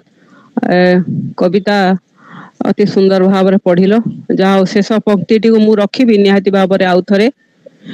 ଅଣ୍ଡାଳି ବସିଲେ କେତେ ଯେ କାରଣ, ଗୋଟି ଗୋଟି ଆଖି ଆଗେ ଭାସଇ। ନିହାଣ ମୂଳରେ ଶିଳ୍ପୀର ଆଖିରେ ମୂର୍ତ୍ତି ଭାଙ୍ଗେ ଶିଳ୍ପୀ ଭାଙ୍ଗି ପଡ଼ଇ। କାନ୍ଥ ଭାଙ୍ଗିଗଲେ ଆଉ ଏକ କାନ୍ଥ ସହଜେ ନିର୍ମାଣ ହୁଏ। ହୃଦୟ ଭାଙ୍ଗିଲେ ମଧୁର ସମ୍ବନ୍ଧ, ସୁହୃଦ କି ଆଉ ବିଚାର ଥାଏ। ଜୀବନ ନଈରେ ଉଜାଣି ବହିଲେ ଜାଣିବ ନିଶ୍ଚୟ ପ୍ରଳୟ ହେବ। ଭଙ୍ଗା ମନ ଖାଲି ପ୍ରଳୟ ତାଣ୍ଡବ, ଅଣଚାଷ ମରୁ ତବୁ ହାଇବ। ଭଙ୍ଗା ମନ ଖାଲି ପ୍ରଳୟ ତାଣ୍ଡବ, ଅଣଚାଷ ମରୁ ତବୁ ହାଇବ। ବହୁତ ବହୁତ ଧନ୍ୟବାଦ, ବହୁତ ସୁନ୍ଦର ଭାବରେ ପଢିଥିବାରୁ ତୁମକୁ ଅଶେଷ ଧନ୍ୟବାଦ। ଆଉ ପରବର୍ତ୍ତୀ ସେଇ ଶବ୍ଦର ଜାଦୁଗରିଣୀ, ସେଇ ସୁନା ହରିଣୀ, ଯିଏ ଆମ ପରିବାରର ମନ ଚୋରଣୀ ବି କହିପାରନ୍ତି, ସମସ୍ତଙ୍କ ମନରେ ସେ ଘର କରିଦେଇଛନ୍ତି, ତାଙ୍କୁ ସ୍ୱାଗତ କରିବି। ପ୍ରଣତି ମହାପାତ୍ର ସେ ନେଇ ଆସିଛନ୍ତି ଅନୁପମା ନାଥ ଶର୍ମାଙ୍କର କବିତା। ସ୍ୱାଗତ କରିବା ତାଙ୍କୁ। ବହୁତ ବହୁତ ଧନ୍ୟବାଦ। ମୋର ଆଜିର ଏ କବିତା ଆସରରେ ଯାହା ଆମର ଶୀର୍ଷକ ରହିଛି, ମୁଁ ଭଲ ପାଏ ତୁମ କବିତା। ଏହି କ୍ରମରେ ଆମେ ତ ସମସ୍ତେ ସମସ୍ତଙ୍କର କବିତାକୁ ଭଲ ପାଆନ୍ତି, କିନ୍ତୁ ଆଜିର ଏ ଆସରରେ ମୁଁ ପଢିବାକୁ ଯାଉଛି ଶ୍ରୀମତୀ ଅନୁପମା ନାଥ ଶର୍ମା ବରଗଡ଼ରୁ। ତାଙ୍କର କବିତା ସବୁ ତ ଗଲାଣି ଲୁଚି। ପଚାରେ ନା ଲୋ ସଖୀ ସବୁ ତ ଲୁଚି ଗଲାଣି। ପଚାରେ ନା ଲୋ ସଖୀ ସବୁ ତ ଲୁଚି ଗଲାଣି। ମାଟିର ସଡ଼କର ଆଉ ଦେଖା ନାହିଁ, ପିଚୁ ସଡ଼କ ହେଲାଣି। ଗାଁ ଦାଣ୍ଡେ ଆଉ କୋଳାହଳ ନାହିଁ, ସଭିଏଁ ବ୍ୟସ୍ତ ରହନ୍ତି। ପଚାରେ ନା ଲୋ ସଖୀ ସବୁ ତ ଗଲାଣି ଲୁଚି। ନଡ଼ା ଛପରର ଘର ଆଉ ନାହିଁ, ଘର କୋଠା ହୋଇଲାଣି। ବଧୁ କେହି ଆଉ କୂଳ ବଧୁନିଏ, ମଥାରେ ନାହିଁ ଓଢ଼ଣୀ। ଭଗିଆ ରଘୁଆ ସାଧୁରାଧୁ ଭାଇ ତାସ ଖେଳ ଖେଳୁ ନାହାନ୍ତି। ଗାଁ ଦାଣ୍ଡେ ଆଉ ଖରା ପୁଇଁବାକୁ କେହି ତ ବସୁନାହାନ୍ତି। ପାହାନ୍ତା ପ୍ରହର ଚୁଡାକୁଟା ଶବ୍ଦ ସମୟ ଜଣାଉ ନାହିଁ। କିଆ ବୁଦା ମୂଳେ ଶିଆଳ ମାନଙ୍କ ହୁକେ ହୋ ଶୁଭୁ ନାହିଁ। କୃଷକ ଭାଇର ନାନା ବାୟା ଗୀତ ବିଲରେ ତ ଶୁଭୁ ନାହିଁ। ଗାଇଆଳ ଭାଇ ସେମୁରଲି ସୋନ ଆଉ ଭାସି ଆସୁନାହିଁ। ଜେଜେ ଜେଜେମାଠୁ ନାତି ନାତୁଣୀ ଓ କାହାଣୀ ଶୁଣୁନାହାନ୍ତି। ଜେଜେ ଜେଜେମାଠୁ ନାତି ଓ ନାତୁଣୀ କାହାଣୀ ଶୁଣୁନାହାନ୍ତି। ବାଡିଦାଣ୍ଡ ଦୁଆରେ ଗୋବର ଓ ପାଣି ଆଉ କେ ପକାଉ ନାହାନ୍ତି। ଆମ ହାଣ୍ଡି ଶାଳ ଚାଳ ଢିଙ୍କି ଶାଳ ଝୋଟି କାନ୍ଥ ଆଉ ନାହିଁ। କାଠ ଚୁଲିରେ ନିଆଁ ଜାଳି ବୋହୁ ରୋଷେଇ ତ କରୁନାହିଁ। ପନିକି କରୁଣା ଶିଳ ଓ ଘୋରଣା ଯାଇଛନ୍ତି ସବୁ ହଜି। ପଚାରେ ନା ଲୋ ସଖୀ ସବୁ ତ ଗଲାଣି ଲୁଚି। ମାଟିର କାନ୍ତି କମଦିଆ କୋଠି ଗଲାଣି ସେତକ ହଜି। ଶଗଡ ବଳଦ ଲଙ୍ଗଳ ଜୁଆଳି କୋଉଠି ମିଳୁନି ଖୋଜି। ସବାରି ପାଲିଙ୍ଗି କାନ୍ଦଣା ଲହରୀ ହେଲାଣି ସାତ ସପନ। ଘୋଳ ଦହି ଛେନା ବରା ଗୁଲୁଗୁଲା ଖାଇବାକୁ ଭାରି ମନ। ଆମେ ବି ସମସ୍ତେ ଇଚ୍ଛା କଲୁଣୁ ଖାଇବା ପାଇଁ। ଦହି ମିଶା ଭାତ ସେବାସୀ ପଖାଳ ଦେହରେ ଆଉ ଯାଉନି। ଆମ ପରିବେଶ ସାଥେ ଶରୀର ଆଉ ସାଥ ତ ଦେଉନି। ହଜି ଯାଇଅଛି କାଳର ବକ୍ଷରେ ଆଧୁନିକତ ହୋଇଛେ। ଅଖାଦ୍ୟକୁ ଖାଇ ରୋଗ ଆପଣେଇ ଔଷଧ ପୁଳା ପୁଳା ଖାଉଛେ। କହିବି କଣ ମୁଣ୍ଡେ ହାତ ଦେଇ ଯାହା ମୁଁ ଖାଲି ଭାବୁଛି। ପଚାରେ ନା ଲୋ ସଖୀ ସବୁ ତ ଗଲାଣି ଲୁଚି। ପଚାରେ ନା ଲୋ ସଖୀ ସବୁ ତ ଗଲାଣି ଲୁଚି। ସବୁ ତ ଗଲାଣି ଲୁଚି। ଜୟ ଜଗନ୍ନାଥ, ସମସ୍ତଙ୍କୁ ମୋର ପ୍ରଣାମ। ବହୁତ ସୁନ୍ଦର କବିତା, ବହୁତ ସୁନ୍ଦର ଅନୁପମା ଅପାଙ୍କ କବିତା, ବହୁତ ସୁନ୍ଦର ପ୍ରଣତି ମହାପାତ୍ରଙ୍କ ପରିବେଷଣ। ସତରେ ଆମେ ସମସ୍ତେ ସମୟର ଦାସତ୍ୱ ସମୟର ନାଁରେ ସବୁ କିଛି ହଜିଗଲାଣି। ତଥାପି ବ୍ୟଥା ହଉଛି ଯେମିତି କହିଥିଲେ କବି, ଗଲାଣି ତ ଗଲା କଥାରେ ସଙ୍ଗାତ, ଗଲାଣି ତ ଗଲା କଥା, ଗୁପତେ ସିନା ମୁଁ ତତେ ପଚାରୁଛି ବଳି ପଡିବାରୁ ବ୍ୟଥା। ଚାଲନ୍ତୁ ବର୍ତ୍ତମାନ ମୁଁ ଅକ୍ଷୟମାଳ ମାଉସୀଙ୍କୁ ଅନୁରୋଧ କରିବି, ସେ କବିତା ପରିବେଷଣ କରିବେ। ସେ ନେଇ ଆସିଛନ୍ତି ତ୍ରିପତି ସାହୁ ମହୋଦୟଙ୍କର କବିତା। ସ୍ୱାଗତମ୍ ସ୍ୱାଗତମ୍ ସ୍ୱାଗତମ୍। ସମସ୍ତଙ୍କୁ ମୋର ସ୍ୱାଗତ। ମୁଁ ବର୍ତ୍ତମାନ ପଢିବାକୁ ଯାଉଛି ତ୍ରିପତି ସାହୁଙ୍କର କବିତା ରାମକେରି ଛନ୍ଦରେ କବି ସମ୍ରାଟ ଉପେନ୍ଦ୍ର ଭଞ୍ଜଙ୍କୁ ନମସ୍କାର। କବିତା ରଚିକି ଅମର ଅଛନ୍ତି ଯେତକ କବି, ବିଶେଷ ସ୍ଥାନରେ ରହିଛ ଯଥା ଆକାଶେ ରବି। ସଜାଇଲ ଶବ୍ଦ ଏପରି ଯାଦୁ ବିଷୟୀ ନାହିଁ, ମା ଧାତୁର ଅର୍ଥ କରିଲେ ନନ୍ଦ ମିଳଇ ନାହିଁ। ଟଙ୍କା ପଇସାରେ ମିଳେନି ଯଶ ଲଭିଛ ଯଦି, ଉପଢୌକ ନାଦି ଭରିବେ ସେହି ସମ୍ମାନ କାହିଁ। ପରମ କାବ୍ୟିକ ରଚନା ସତେ ମୟୂର ପୁଚ୍ଛ, ଇନ୍ଦ୍ରାଣୀଙ୍କ ପରି ଏକାହିଁ ଯାହା ତୁମେ ରଚିଛ।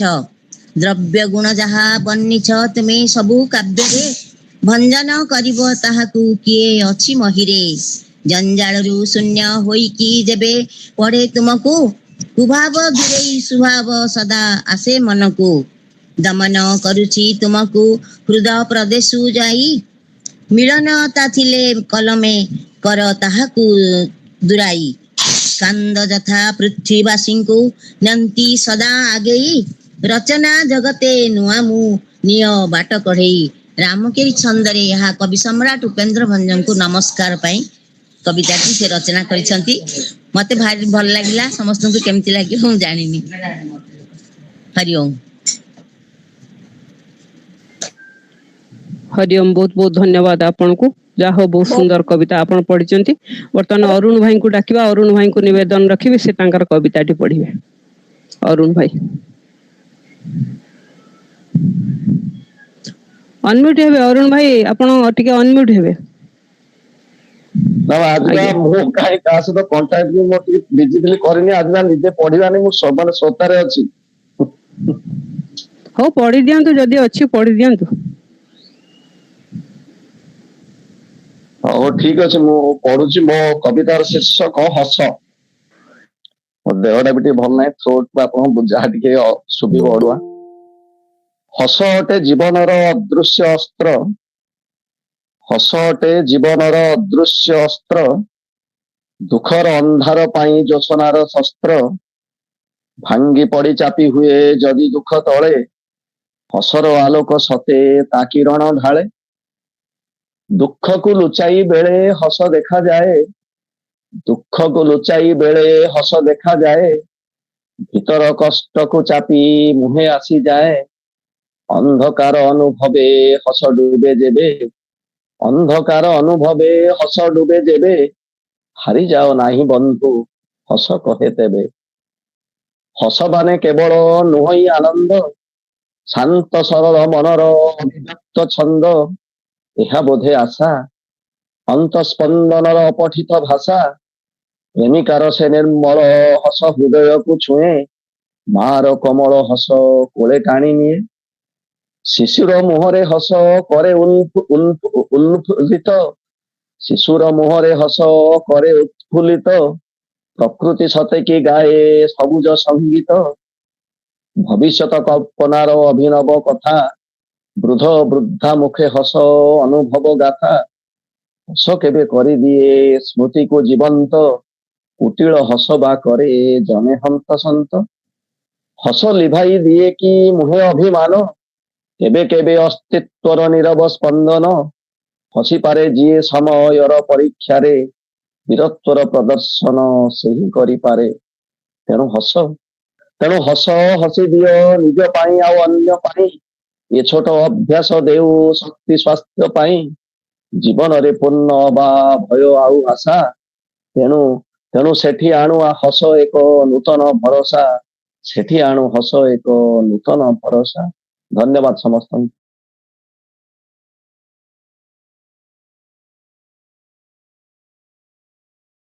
ବହୁତ ସୁନ୍ଦର, ଚମତ୍କାର ଚମତ୍କାର ଚମତ୍କାର।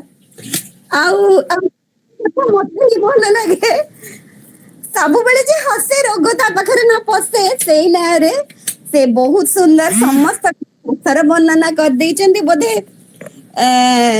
ଏଇଟା ଟିକେ କମ ଥିଲା ଆସରରେ, ଚାଲନ୍ତୁ ମନ ଖୋଲି ବହୁତ ସୁନ୍ଦର ଭାବରେ କରିଦେଇଛନ୍ତି। ବହୁତ ବହୁତ ଏ ସାଧୁବାଦ ଜଣାଏ। ହସଟା ରୀତା ଠିକ ପାଳନ କରୁଛି। ହଁ ଠିକ ଠିକ ତ ଦେଖନ୍ତୁ, ଦୁଃଖ ତ ରହିବ। ଆଜି ଯଦି ଆମେ ସବୁବେଳେ ହସୁଥିବା, ଯେ ଯେ ଦୁଃଖ ମାନେ ଭଗବାନ କହିବେ ଆକୁ ଦୁଃଖ ଦେଇ ଲାଭ କଣ, ତ ଯାହା ହେଲେ ବି ହସିବ। ତେଣୁ ଦେଖିନି ଏଇ ଭାବରେ କବିତା ପାଇଁ ବହୁତ ସାରା ସାଧୁବାଦ, ଧନ୍ୟବାଦ। ସତରେ ଏମିତି ସୁନ୍ଦର ପ୍ରୟାସ ପାଇଁ ମତେ ଆଜି ବହୁତ ଖୁସି ଲାଗୁଛି। ଯେବେ ଶୁଣି ଖୁସି ଲାଗିଥିଲା।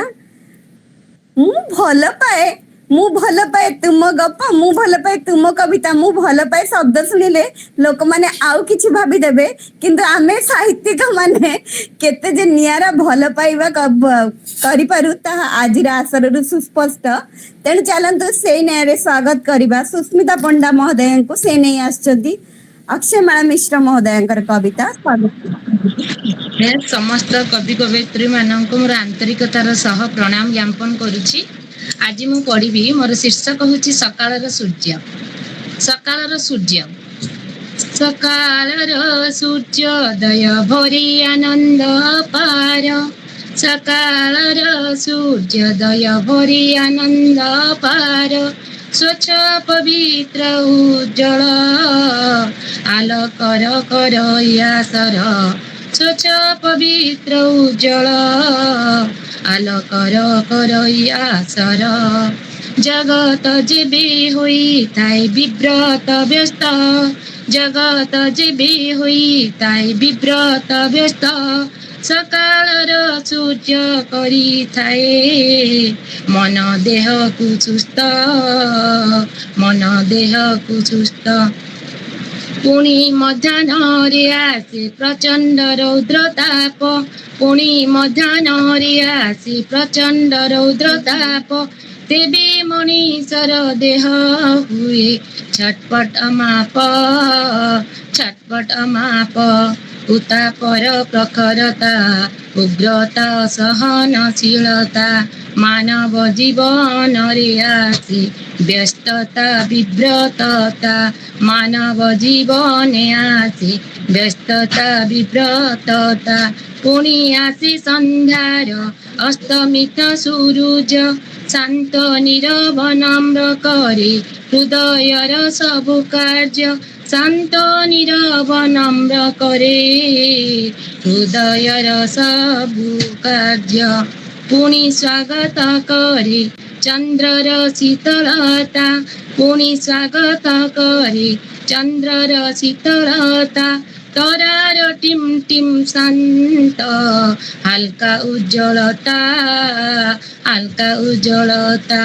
ସୌନ୍ଦର୍ଯ୍ୟ ଖଚିତ ରାତିର ଆକାଶ ସୌନ୍ଦର୍ଯ୍ୟ ଖଚିତ ରାତିର ଆକାଶ ସକାଳର ଶାନ୍ତ ତାପ ଦ୍ୱିପ୍ରହରର ରୁଦ୍ର ଅବକାଶ ସକାଳର ଶାନ୍ତ ତାପ ଦ୍ୱିପ୍ରହରର ରୁଦ୍ର ଅବକାଶ ଏସବୁର ସମୀକ୍ଷା କର ସମୟର ପର୍ଯ୍ୟାୟରେ ଏସବୁର ସମୀକ୍ଷା କର ସମୟର ପର୍ଯ୍ୟାୟରେ ପ୍ରାତ ମଧ୍ୟାହ୍ନ ସନ୍ଧ୍ୟାର ଆଗମନରେ ପ୍ରାତ ମଧ୍ୟାହ୍ନ ସନ୍ଧ୍ୟାର ଆଗମନରେ ମନ ସୁସ୍ଥ ରଖ ସଦା ସବୁ ପର୍ଯ୍ୟାୟରେ ମନ ସୁସ୍ଥ ରଖ ସଦା ସବୁ ପର୍ଯ୍ୟାୟରେ ହୁଅ ନାହିଁ ବିଚଳିତ କିଛି ବି ପରିସ୍ଥିତିରେ ହୁଅ ନାହିଁ ବିଚଳିତ କିଛି ବି ପରିସ୍ଥିତିରେ ମୁଁ କହି ଅକ୍ଷମାଳା ତୁଳସୀର ବାସ୍ନାରେ ମୁଁ କହି ଅକ୍ଷମାଳା ତୁଳସୀର ବାସ୍ନାରେ ସୁଖ ଶାନ୍ତି ତୋଳି ଧର ଭଗବତ ଧ୍ୟାନରେ ସୁଖ ଶାନ୍ତି ତୋଳି ଧର ଭଗବତ ଧ୍ୟାନରେ ସମସ୍ତଙ୍କୁ ପ୍ରଣାମ ଆଉ ଥରେ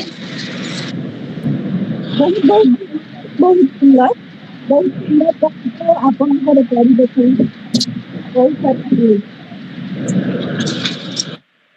ଚାଲନ୍ତୁ ସ୍ୱାଗତ କରିବା ସସ୍ମିତା ମିଶ୍ରଙ୍କୁ ସେ ନେଇ ଆସିଛନ୍ତି ସୁସ୍ମିତା ନାଇଁ ସେ ନାହାନ୍ତି ସେ ଠିକ ଅଛି ତାହେଲେ ପ୍ରକାଶ ଭାଇ ଆମ ସହିତ ଉପସ୍ଥିତ ହେଲେଣି ମୁଁ ପ୍ରକାଶ ଭାଇଙ୍କୁ ଅନୁରୋଧ କରିବି ସେ ପଢନ୍ତୁ ତାଙ୍କର କବିତା ସ୍ୱାଗତମ୍ ସ୍ୱାଗତମ୍ ସ୍ୱାଗତମ୍ ଜୟ ଜଗନ୍ନାଥ ସମସ୍ତଙ୍କୁ ଆଜି ରାସ୍ତାରେ ଶୁଭେଚ୍ଛା ଓ ଶୁଭକାମନା। ମୁଁ ନେଇ ଆସିଛି ଆଜି ଆମର ଜ୍ୟେଷ୍ଠ ଶ୍ରେଷ୍ଠ ସାବର କବି ଶ୍ରୀଯୁକ୍ତ ବୀର କିଶୋର ନାୟକଙ୍କର ଏକ କବିତା ଭକ୍ତି କବିତା ହେ ଦାରୁ ବ୍ରହ୍ମ ହେ ଦାରୁ ବ୍ରହ୍ମ। ଶୁଭୁଛି ସମସ୍ତଙ୍କୁ? ହଁ ହଁ ଶୁଭୁଛି ଭାଇ ଶୁଭୁଛି ଆଜ୍ଞା।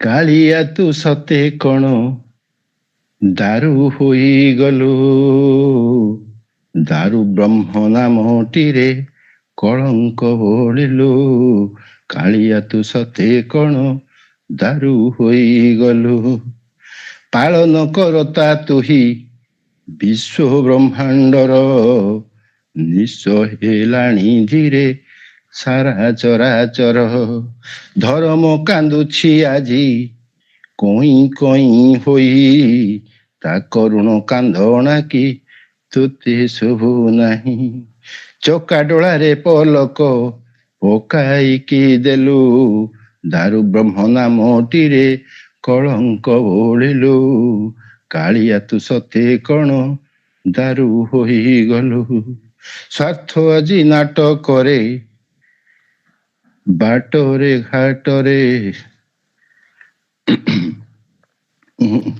ପାଳନ କରତା ତୁହି ବିଶ୍ୱ ବ୍ରହ୍ମାଣ୍ଡ ସରଲାଟା ସ୍ୱାର୍ଥ ଆଜି ନାଟ କରେ ବାଟରେ ଘାଟରେ ସତ୍ୟ ଦେଖ ସଂଜ୍ଞାହୀନ ମିଥ୍ୟା କାରାଗାରେ କୁଟ କପଟ ଅନ୍ଧାରେ ଶାନ୍ତି ହଜିଲାଇଁ ଅହମିକା ଅହିତାକୁ ଦଂଶେ କୋପ ବହି ସତେ କି ଗଦା ଚକ୍ରକୁ ସାଗରେ ଫିଙ୍ଗିଲୁ ଦାରୁ ବ୍ରହ୍ମ ନାମଟିରେ କଳଙ୍କ ବୋଳିଲୁ କାଳିଆ ତୁ ସତେ କଣ ଦାରୁ ହୋଇଗଲୁ କାଳିଆ ତୁ ସତେ କଣ ଦାରୁ ହୋଇଗଲୁ।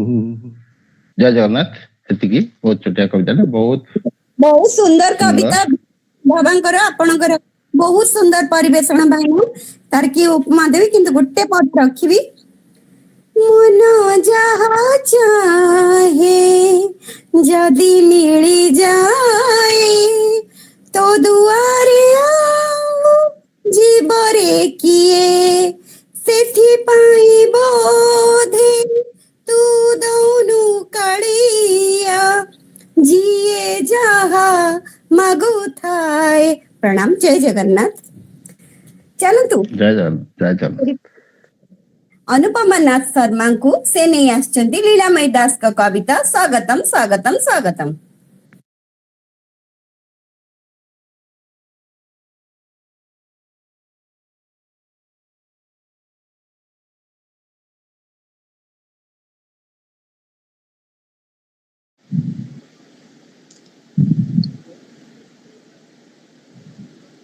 ଆମର ପଣ୍ଡିତ ସୂର୍ଯ୍ୟ ପାଣିଗ୍ରାହୀଙ୍କୁ ଡାକନ୍ତୁ। ଅନୁପମା ଆପା ରେଡି ହଉ। ଅନୁପମା ଆପା ଭିଡିଓ ଅଫ୍ କରି କୁଆଡେ ପଳେଇଲେ।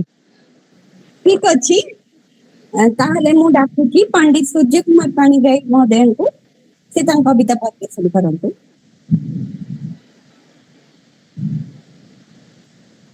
ଆପଣଙ୍କର ମ୍ୟୁଟ ଅଛି, ଅନମ୍ୟୁଟ କରିବେ ଆଜ୍ଞା।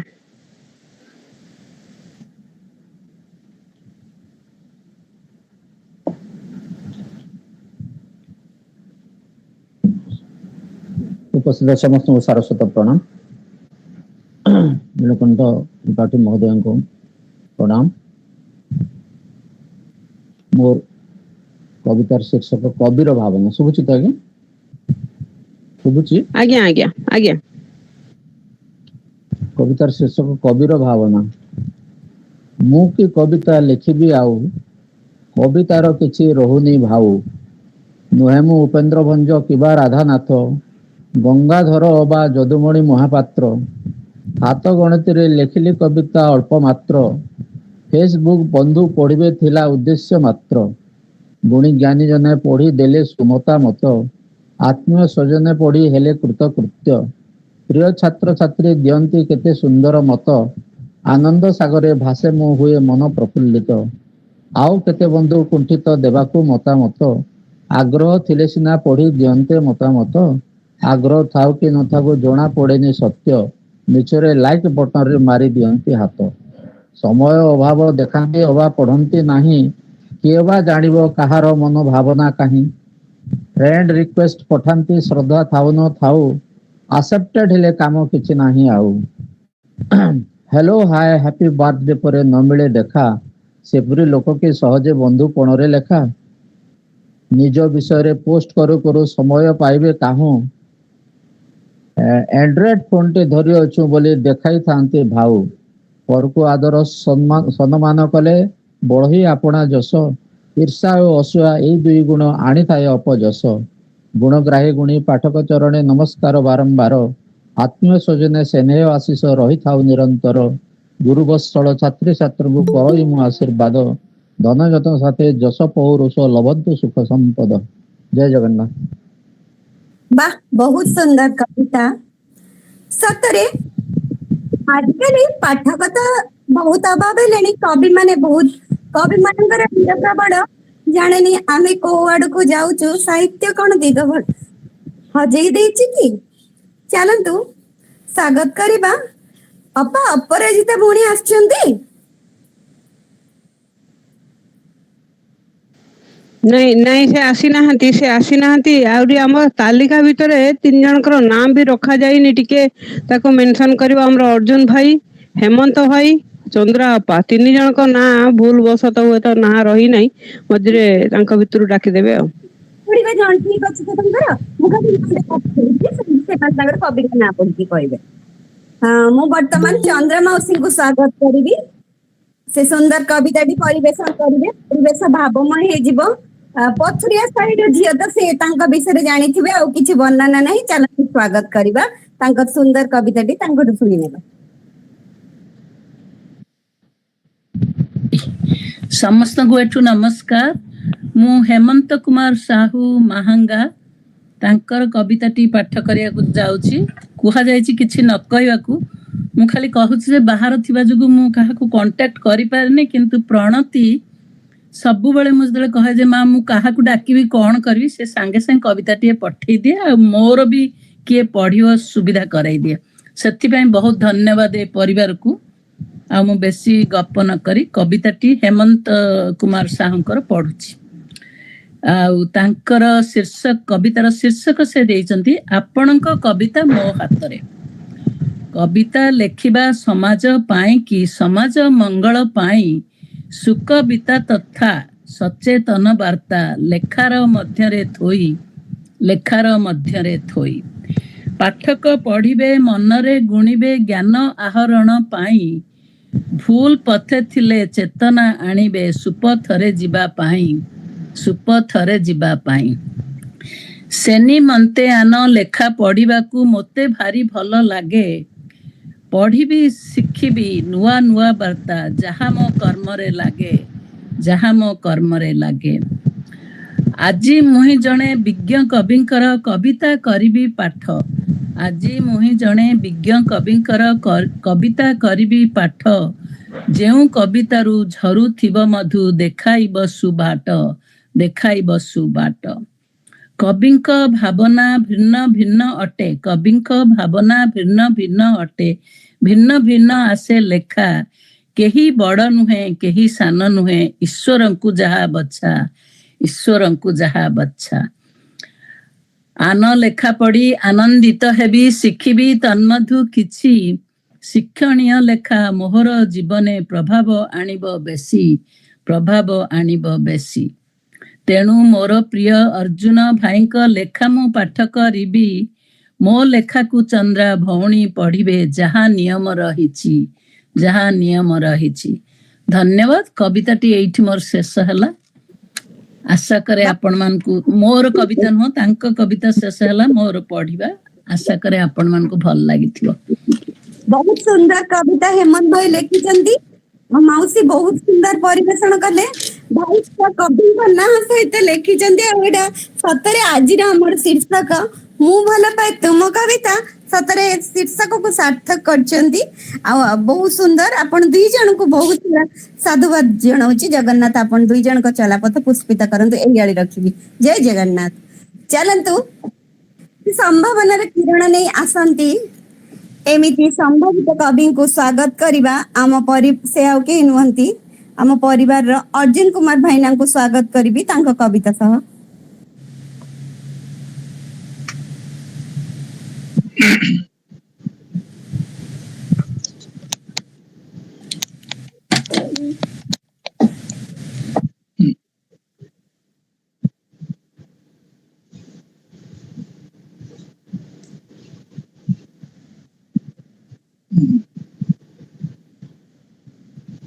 ଜୟ ଜଗନ୍ନାଥ। ସମସ୍ତଙ୍କୁ ପ୍ରଣାମ। ଆଜିର କବିତା ଆସରରେ ମୋତେ ଦିଆଯାଇଛି ପଢିବାକୁ ସମ୍ମାନିଆ ଭଉଣୀ ବୈଜ୍ଞାନିକ ଚନ୍ଦ୍ରା ମହାପାତ୍ର।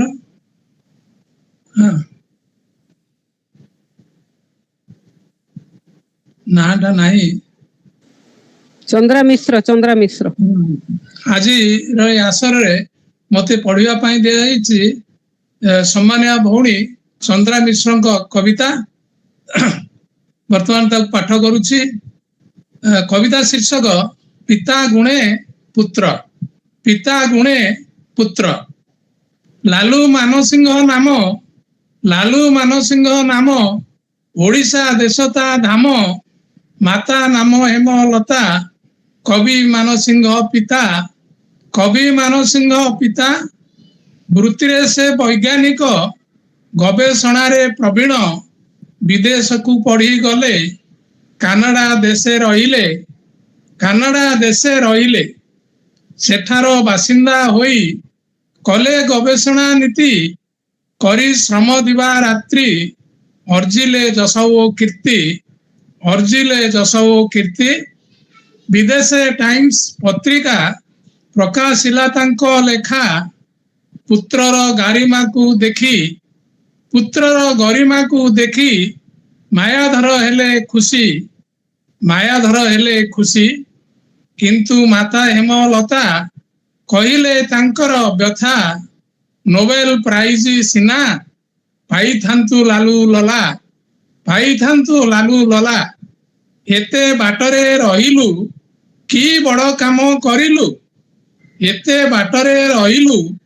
କି ବଡ଼ କାମ କରିଲୁ। ଦେଶରେ ଯଦି ଥାଆନ୍ତୁ ଲୋଡ଼ିଲେ ଧାଇଁ ଆସନ୍ତୁ ଲୋଡ଼ିଲେ ଧାଇଁ ଆସନ୍ତୁ ମାଉସୀଙ୍କ କଥା ଶୁଣି ମନେ ମନେ ଚିନ୍ତି ହେଲି ଭାବିଲି ଦେବି କି କହି ଏପରି ପ୍ରବନ୍ଧ ନାହିଁ ଏପରି ପ୍ରବନ୍ଧ ନାହିଁ ଭୂବିଜ୍ଞାନ ଗବେଷଣା ମାଉସୀଙ୍କୁ ନାହିଁ ଜଣା ସେଇ ବିଷୟଟି ପାଇଁ ନୋବେଲ ପ୍ରାଇଜ ନାହିଁ ନୋବେଲ ପ୍ରାଇଜ ନାହିଁ ବସିଲି ପାଖରେ ଯାଇ କାନରେ କହିଲି ମୁଇଁ ତୁମ ପୁଅ ବିଦେଶରେ ଯେଉଁ ପାଠ ସେ ପଢିଲେ ବିଜ୍ଞାନର ସେ ବିଭାଗେ ନାହିଁ ପ୍ରାଇଜ ତା ସାଙ୍ଗେ ମୋ କଥା ଶୁଣି ମାଉସୀ ଗଲେ ସାଙ୍ଗେ ସାଙ୍ଗେ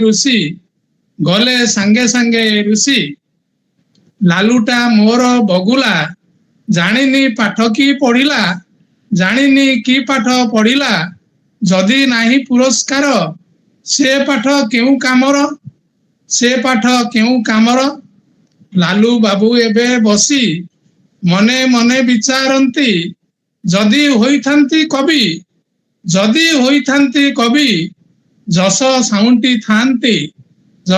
ଯଶ ସାଉଣ୍ଟି ଥାନ୍ତି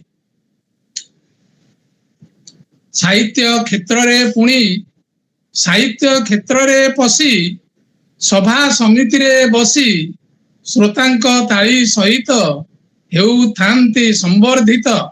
ହେଉଥାନ୍ତି ସମ୍ବର୍ଦ୍ଧିତ ନଥାନ୍ତା ମୋର ଗାଡ଼ି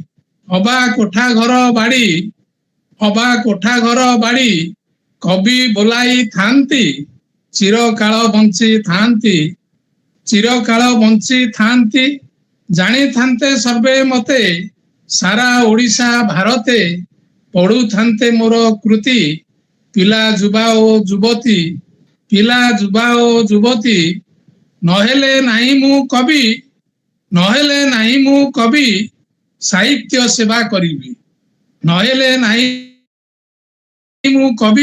ସାହିତ୍ୟ ସେବା କରିବି ସୃଜିଲି ଉଷା ଜର୍ନାଲ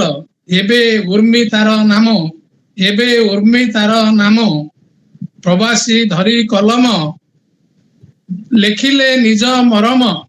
ପ୍ରବାସୀ ଧରି କଲମ ଲେଖିଲେ ନିଜ ମରମ ଦେଶ ବିଦେଶରେ ହେଉ ମୋ ଭାଷା ମହତ ରହୁ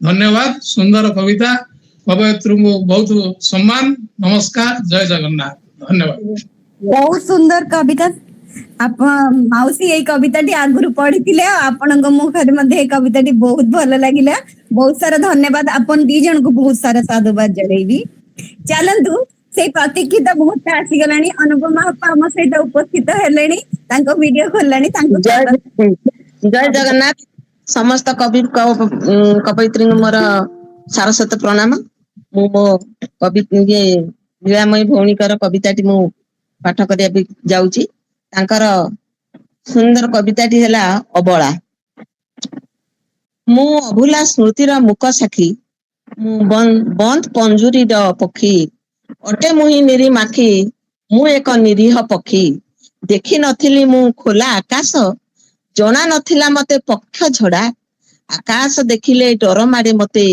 ଜଣା ନାହିଁ ମତେ ଉଡା ନିଜ ପରିଚୟ ନିଜେ ମୁଁ ଜାଣିନି ଦେଖି ନାହିଁ ଦିଗ୍ବଳୟ ପଞ୍ଜୁରୀଟା ମୋର ମୋ ପାଇଁ ପୃଥିବୀ ସେଠି ନାହିଁ ମୋର ଭୟ ଦେଖି ନାହିଁ ମୋର ଏନ୍ତୁଡି ଶାଳ ଜାଣି ନାହିଁ କର୍ମସ୍ଥଳ କେଉଁଠାକୁ ଯିବି କେମିତି ବଞ୍ଚିବି ଖୋଲିଗଲେ ଏ ପଞ୍ଜୁରୀ ଦୁଆର ଏଇ ପଞ୍ଜୁରୀଟା ମୋ ପାଇଁ ସର୍ବସ୍ୱ ଏଇ ମୋର ସରଗପୁର ଯେବେ ମୁଁ ଦେଖିଲି ଏ ବିଶାଳ ପୃଥିବୀ ବୁଦ୍ଧି ଶୂନ୍ୟ ହୋଇଗଲି ନିଜକୁ ସମ୍ଭାଳି ପୁଣି ଉଠି ପଡି ବଞ୍ଚିବାଟା ଶିଖିଗଲି ଏଇ ଦୁନିଆଟା ଏତେ ଯେ ଖରାପ ଆଗରୁ ଜାଣିନଥିଲି ବଞ୍ଚିବାଟା ଏଠି ଏତେ କଷ୍ଟସାଧ୍ୟ ଏବେ ମୁଁ ବୁଝିଗଲି ଏଠି ମୁଁ ନିର୍ଭୟା ଏଠି ମୁଁ ଦୁର୍ବଳା ନାହିଁ ମୋର ଏଠି ସ୍ଥାନ ବଞ୍ଚିବାର ମାନେ ଏଠି ଆତ୍ମାହୁତି ହୁଏ ଅବଳା ମୋହରି ନାମ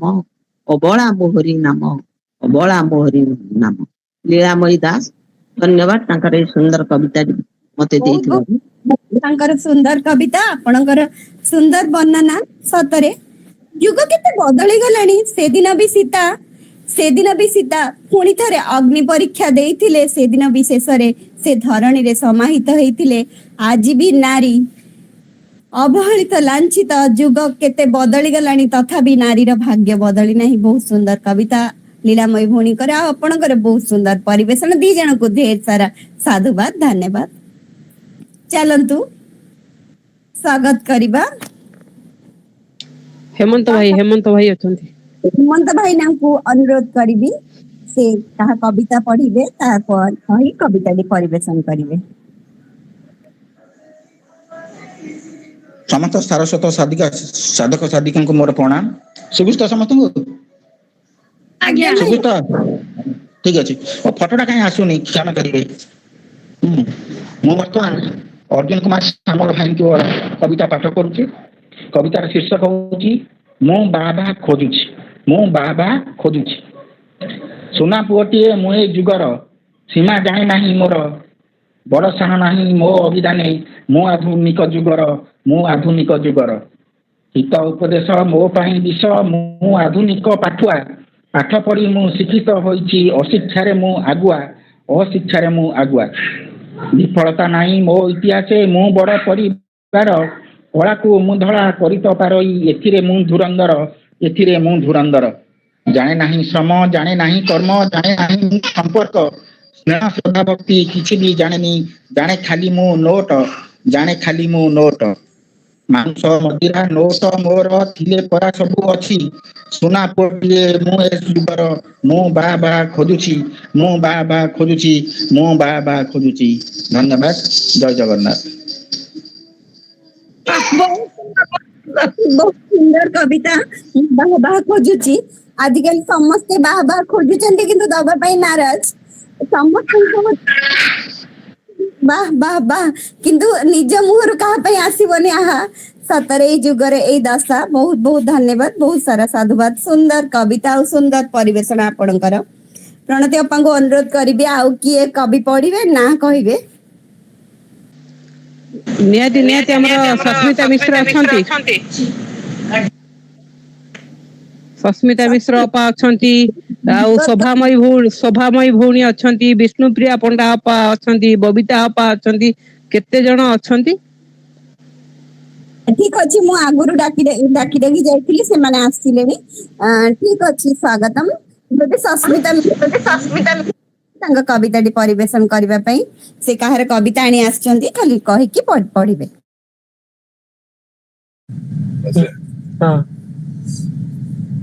ସମସ୍ତଙ୍କୁ ନମସ୍କାର। ମୁଁ ସୁସ୍ମିତା ପଣ୍ଡା ଭଉଣୀଙ୍କର କବିତାଟି ପଢିବାକୁ ଯାଉଛି। ସୁପ୍ତ କି ଆଜି ଯୁବ ଶକ୍ତି, ସୁପ୍ତ କି ଆଜି ତରୁଣ ଗଣ, ତୁମ ବିନା ନାହିଁ ଆଶାର କିରଣ।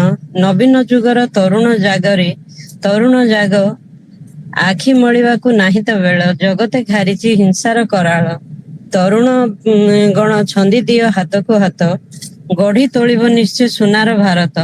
ତୁମେ ହିଁ ଟେଲିଫୋନ ଉଦ୍ଭବ କରିଲ, ସଭିଙ୍କ ମୁଖରେ ହସ ଫୁଟାଇଲ। ନିମିଷକ ମାତ୍ରେ ସବୁ ଆଶା ପୂରଣ କଲ, ନିଜ ବୁଦ୍ଧି ବଳରେ ଦୂରତାକୁ କମାଇ ଦେଲ।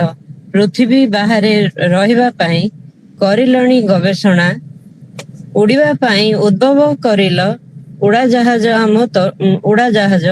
ଆମ ତରୁଣ ଗଣଙ୍କୁ ସବୁ ଜଣା। ନବୀନ ଯୁଗର ତରୁଣ ଜାଗ,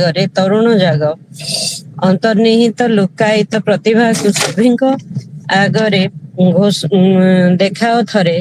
ନୂତନ କରିବାକୁ ଇଚ୍ଛାକୁ ସ୍ଥାନ ଦିଅ ନିଜ ମସ୍ତକରେ। କରିପାରିବାର ସବୁ କ୍ଷମତା ଅଛି ତୁମ ପାଖରେ, ଇଚ୍ଛା ଶକ୍ତିକୁ ଦୃଢ କଲେ ସବୁ ଅସମ୍ଭବ ସମ୍ଭବ ହୋଇପାରେ। ତୋହର ହସ୍ତେ ଇତିହାସ ରଚିବ, କଣ୍ଠେ ତୋହର ସତ୍ୟର ସ୍ୱର ଶୁଭିବ। ବିଦ୍ରୋହୀଙ୍କ ତ୍ୟାଗକୁ ସଦା ସ୍ମରିବା, ମାତୃଭୂମିର ଆହ୍ୱାନ କେବେ ନ ଭୁଲିବା। ନବୀନ ଯୁଗର ତରୁଣ ଜାଗ, ଶୋଇବାକୁ ନାହିଁ ଆଉ ବେଳ, ଜାଗି ଉଠି କରମ କରିଲେ ଗଢି ତୋଳିବା ଏକ ସୁନାର ଭାରତ। ନମସ୍କାର। ବହୁତ ସୁନ୍ଦର କବିତା। ଆଉ ଆପଣଙ୍କର ବହୁତ ସୁନ୍ଦର ପରିବେଷଣ। ସତରେ ଆପଣ ନବୀନ ଯୁଗର ତରୁଣ ମାନଙ୍କୁ ଜାଗରଣ ପାଇଁ ମନ୍ତ୍ର ଦେଇଛନ୍ତି। ମୁଁ ପଢୁଛି ସେଇ ପଦେ छोड़ो कल की बात पुरानी, ये युग में लिखेंगे हम मिलकर नई कहानी, हम हिंदुस्तानी। ଚାଲନ୍ତୁ ନବ ଭାରତ ନିର୍ମାଣରେ ଆମ ତରୁଣ ମାନେ ବ୍ରତୀ ଅଛନ୍ତି, ତାହେଲେ ଆମେ ସାହିତ୍ୟର ନବସର୍ଜନ କରିବା। ବର୍ତ୍ତମାନ ମୁଁ ଶୋଭାମୟୀ ପତ୍ରୀ ଭଉଣୀକୁ ଡାକିବି, ସେ ନେଇ ଆସିଛନ୍ତି ମମତା ଶତପଥୀଙ୍କ କବିତା।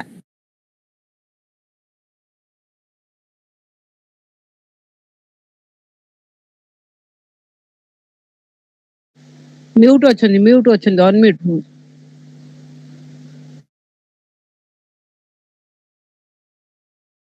ଜୟ ଜଗନ୍ନାଥ। ମୁଁ ଆଜି ମମତା ମ୍ୟାଡାମଙ୍କ କବିତା ପାଠ କରିବାକୁ ଯାଉଛି। ମାନସ ଭ୍ରମର। ଅମଳ କମଳ ପୟରେ ମାନସ ଭ୍ରମର ତୁ ଲୟ କର, ଲଭିବୁ ସୁଗତି ହଜି ଯିବ ଭୀତି, ଶାନ୍ତି ପ୍ରାପ୍ତ ହେବ ଚିର। ତୋ ମନ ଭ୍ରମର ପ୍ରଦତ୍ତ ପ୍ରବଳ, ନାନା ପୁଷ୍ପେ ଭ୍ରମୁ ଥାଏ, ମଧୁଲେଖ ପୀଠ ଜନ ତୁହି, ଏକ ପୁଷ୍ପେ ଥୟ ନୁହେଁ। କେତେ ଯେ ସୁମନୁ ଆସ୍ୱାଦିଲୁ ମଧୁ, ଅରବିନ୍ଦେ ହେଲୁ ବନ୍ଦୀ, ପଦ୍ମିନୀରୁ ମଧୁ ହରିଥିଲୁ ଯେବେ, ସାୟଂକାଳେ ଦେଲା ଛନ୍ଦି। ଉଦିତ କମଳେ ଶ୍ୱାସକ୍ରିୟା ବିନା, ଜୀବନ ହାରିଲୁ ତୁହି, ପ୍ରଣୟିନୀ ପ୍ରଣୟେ ଲିପ୍ତ କଳାରେ, ପ୍ରାଣ ହରି ନେଲା ବିହି। କମଳେ ନରସି ରହି ପଦାମ୍ବୁଜେ, କର ଏବେ ତୁହି ଧ୍ୟାନ, ସଂସାର ଯାତନା ବାଧିବନି ତିଳେ, ନିର୍ଜଣ୍ଡଳେ ଯିବ ଦିନ। ଧାଇ ପ୍ରଭୁ ନାମ କର ତୁ ସୁକର୍ମ, କୁକର୍ମ ହଟା ତୋ ମତି, କରେ ସେ କୁକର୍ମ ନାଶ ହୁଏ ଧର୍ମ, ସଂସାର ନ ପାଏ ମୁକ୍ତି, ସଂସାର ନ ପାଏ ମୁକ୍ତି, ସଂସାର ନ ପାଏ ମୁକ୍ତି। ଜୟ ଜଗନ୍ନାଥ। ନମସ୍କାର। ବହୁତ ସୁନ୍ଦର ମମତା ଶତପଥୀ ଅପାଙ୍କ କବିତା, ବହୁତ ସୁନ୍ଦର। ଆପଣଙ୍କର ପରିବେଷଣ ସେଇ ରୀତିଯୁଗୀୟ କବିତା ପରି ବୋଧ ହେଲା। ଦେଖରେ ନଳିନୀ ନଳିନୀରେ ପୂରିତ, ଭ୍ରମନ୍ତି ଭ୍ରମରେ ଭ୍ରମରରେ ଶୋଭିତ। ସୁନ୍ଦର କବିତା ପାଇଁ ଆପଣ ଦୁଇ ଜଣଙ୍କୁ ଢେର ସାରା ସାଧୁବାଦ। ଜୟ ଜଗନ୍ନାଥ। ଚାଲନ୍ତୁ ସ୍ୱାଗତ କରିବା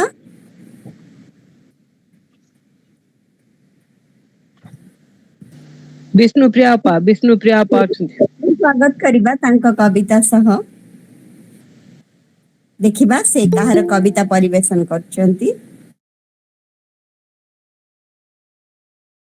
ଜୟ ଜଗନ୍ନାଥ, ସମସ୍ତଙ୍କୁ ପ୍ରଣାମ। ମୁଁ ତ କବିତା ବିଷୟରେ କିଛି ଜାଣିପାରିଲିନି, 2 ରବିବାର ରହିଲିନି।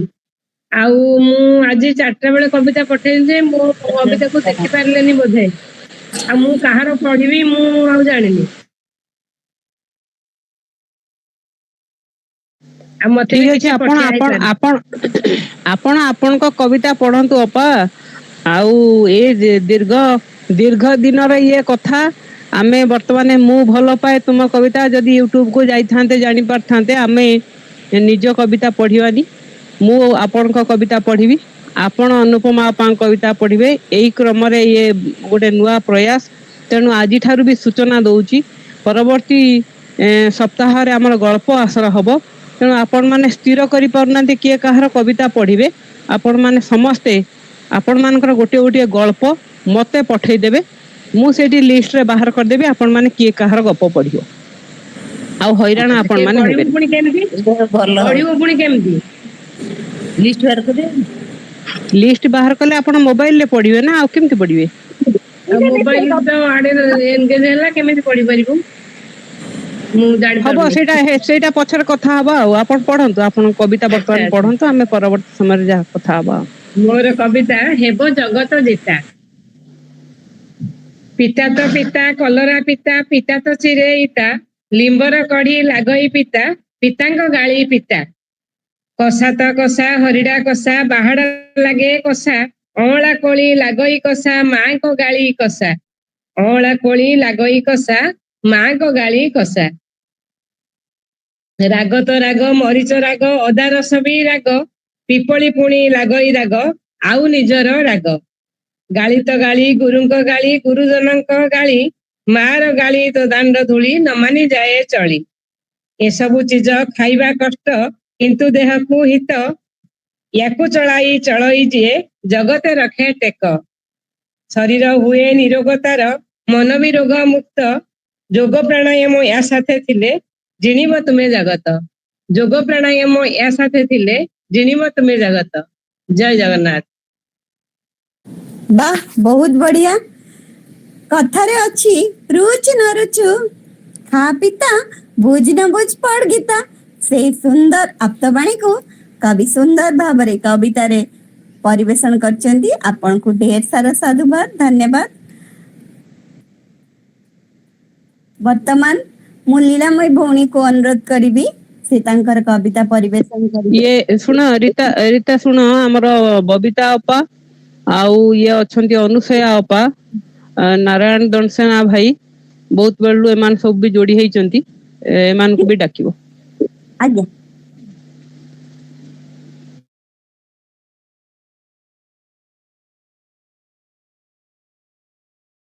ଭଉଣୀ ପଢନ୍ତୁ ପଢନ୍ତୁ, ଲୀଳାମୟୀ ଭଉଣୀ ପଢନ୍ତୁ।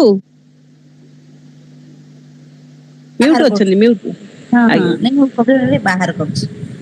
ହଉ ବବିତା ଅପା ଆପଣଙ୍କର କବିତା ରେଡି କରି ରଖନ୍ତୁ। ଅନୁସୟା ଅପା ଆଉ ଆମର ଡକ୍ଟର ନାରାୟଣ ଦଣ୍ଡସେନା ଭାଇ, ଆପଣ ମାନେ ଟିକେ କବିତା, ନିଜର କବିତା ଟିକେ ରେଡି କରିକି ରଖିବେ, ଏକାଥରେ ପଢିବା ପାଇଁ ପ୍ରସ୍ତୁତ ରହିବେ।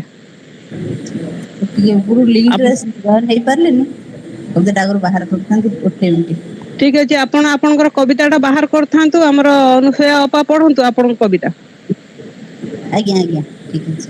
ଅନୁସୟା ଅପାଙ୍କୁ ଅନୁରୋଧ କରିବି ସେ ଆସନ୍ତୁ, ତାଙ୍କର କବିତାଟି ପରିବେଷଣ କରନ୍ତୁ। ସ୍ୱାଗତମ ସ୍ୱାଗତମ ସ୍ୱାଗତମ ଅନୁସୟା ଅପା।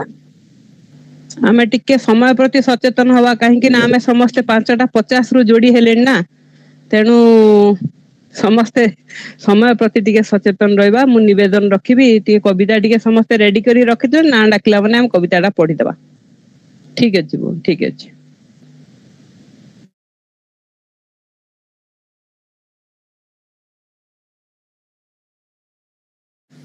ରୀତା ଆଉ ଥରେ ନା ଡାକି ଦିଅ। ଅପା ମୋ କଥା ଶୁଭୁନି କି? ଅନୁସୟା ଅପା ଆପଣ କବିତାଟେ ପଢନ୍ତୁ। ଅନୁସୟା ଅପା।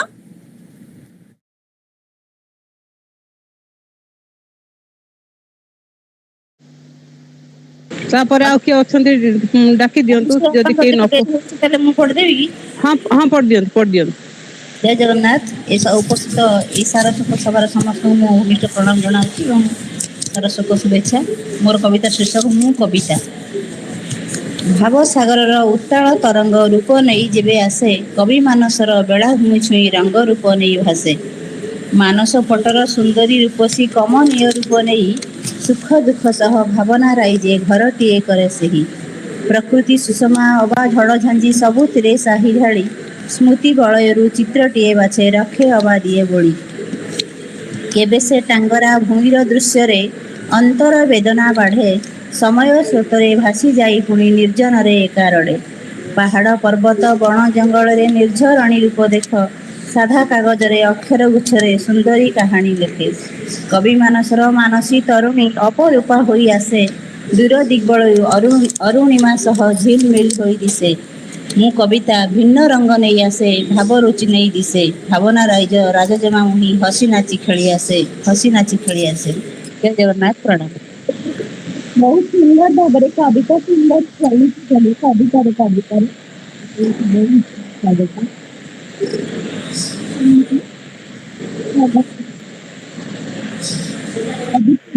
ତାଙ୍କର ସୁନ୍ଦର କବିତା ସହ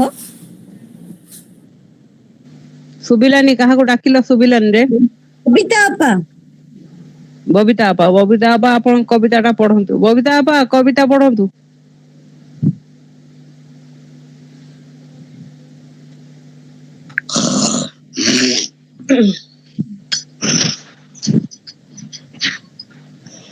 जय श्री राधा कृष्ण।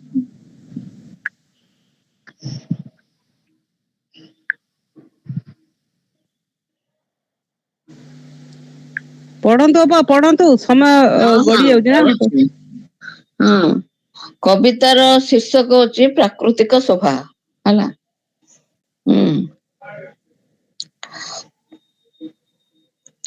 ପୂର୍ବ ଆକାଶେ ସୂରୁଜ ଉଇଁ ଯେ ଧରିତ୍ରୀ ଦିଶେ ସୁନ୍ଦର, ସବୁଜ ପାଟ ସାଥେ ନାଲି ବିନ୍ଦି ସତେ ଅପୂର୍ବ ସେ ରୂପ ସମ୍ଭାର। ମୁକ୍ତ ଆକାଶ ଯେ ବିହଙ୍ଗ ଗଣଙ୍କ କାକଳିରେ ଗୁଞ୍ଜୁଥାଏ, ଚଳଚଞ୍ଚଳ ଧରଣୀକୁ କରି ଜୀବନର ବାର୍ତ୍ତା ଦିଏ। କାଉ ରାବ ଦିଏ ଉଠ ଉଠ ସବୁ ନକରି କେବେ ହେଁ ମଠ, ସକାଳ ହୋଇଲା ସୂରୁଜ ଉଇଁଲା, ହୁଅ ସବୁ କର୍ମଠ। ଏତିକିରେ ମୁଁ ରଖୁଛି ମୋର ଗୀତଟି। ବହୁତ ସୁନ୍ଦର କବିତା। ସମସ୍ତେ ସକାଳୁ ବ୍ରାହ୍ମ ମୁହୂର୍ତ୍ତରେ ହିତକର ସୁନ୍ଦର ବାର୍ତ୍ତାବ କବିତା ପାଇଁ ବହୁତ ସାରା ସାଧୁବାଦ। ବାପା ନାରାୟଣ ଭାଇ ତାଙ୍କର କବିତା ପଢିବେନି, ସେ ଶୁଣିବା ପାଇଁ ଆସିଛନ୍ତି, ସେ ଲେଖିଛନ୍ତି। ଆଉ କିଏ ବାକି ଅଛନ୍ତି କୁହନ୍ତୁ, ମୁଁ ଡାକିଦେବି। ନାଇଁ, ବୋଧହୁଏ ସମସ୍ତେ ପଢି ସାରିଛନ୍ତି, ଆଉ କେହି ନାହାନ୍ତି। ଶୁଣିବି, ମୁଁ ଟିକେ ଅଲଗା ବ୍ୟସ୍ତରେ ଅଛି ତ, ଶୁଣୁଛି କାଲି। ଠିକ ଅଛି ଭାଇ। ମୁଁ ନବରଙ୍ଗପୁରରେ ରହିଛି ତ।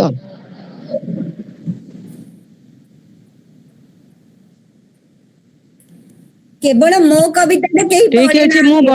ମୁଁ ବର୍ତ୍ତମାନ ସେଇ କଥା କହିଥାନ୍ତି, ଯେହେତୁ ଅପରାଜିତା ମହାନ୍ତି ଭଉଣୀ ଯିଏ ଯାଜପୁରରୁ ଆମ ସହିତ କବିତା ପଢିଥାନ୍ତେ, ରୀତା ଅପରାଜିତା ମହାନ୍ତିଙ୍କ କବିତା, ତେଣୁ ସେ ଯେହେତୁ କବିତାଟି ପଢି ନାହାନ୍ତି, ମୁଁ ରୀତା ଭଉଣୀକୁ ଅନୁରୋଧ କରିବି, ସେ ଯଦି ତାଙ୍କ କବିତା ପଢିବେ, ନହେଲେ ଯଦି ସହମତି ପ୍ରକାଶ କରନ୍ତି ତାହେଲେ ମୁଁ ତାଙ୍କ କବିତାଟି ପଢିଦେବି।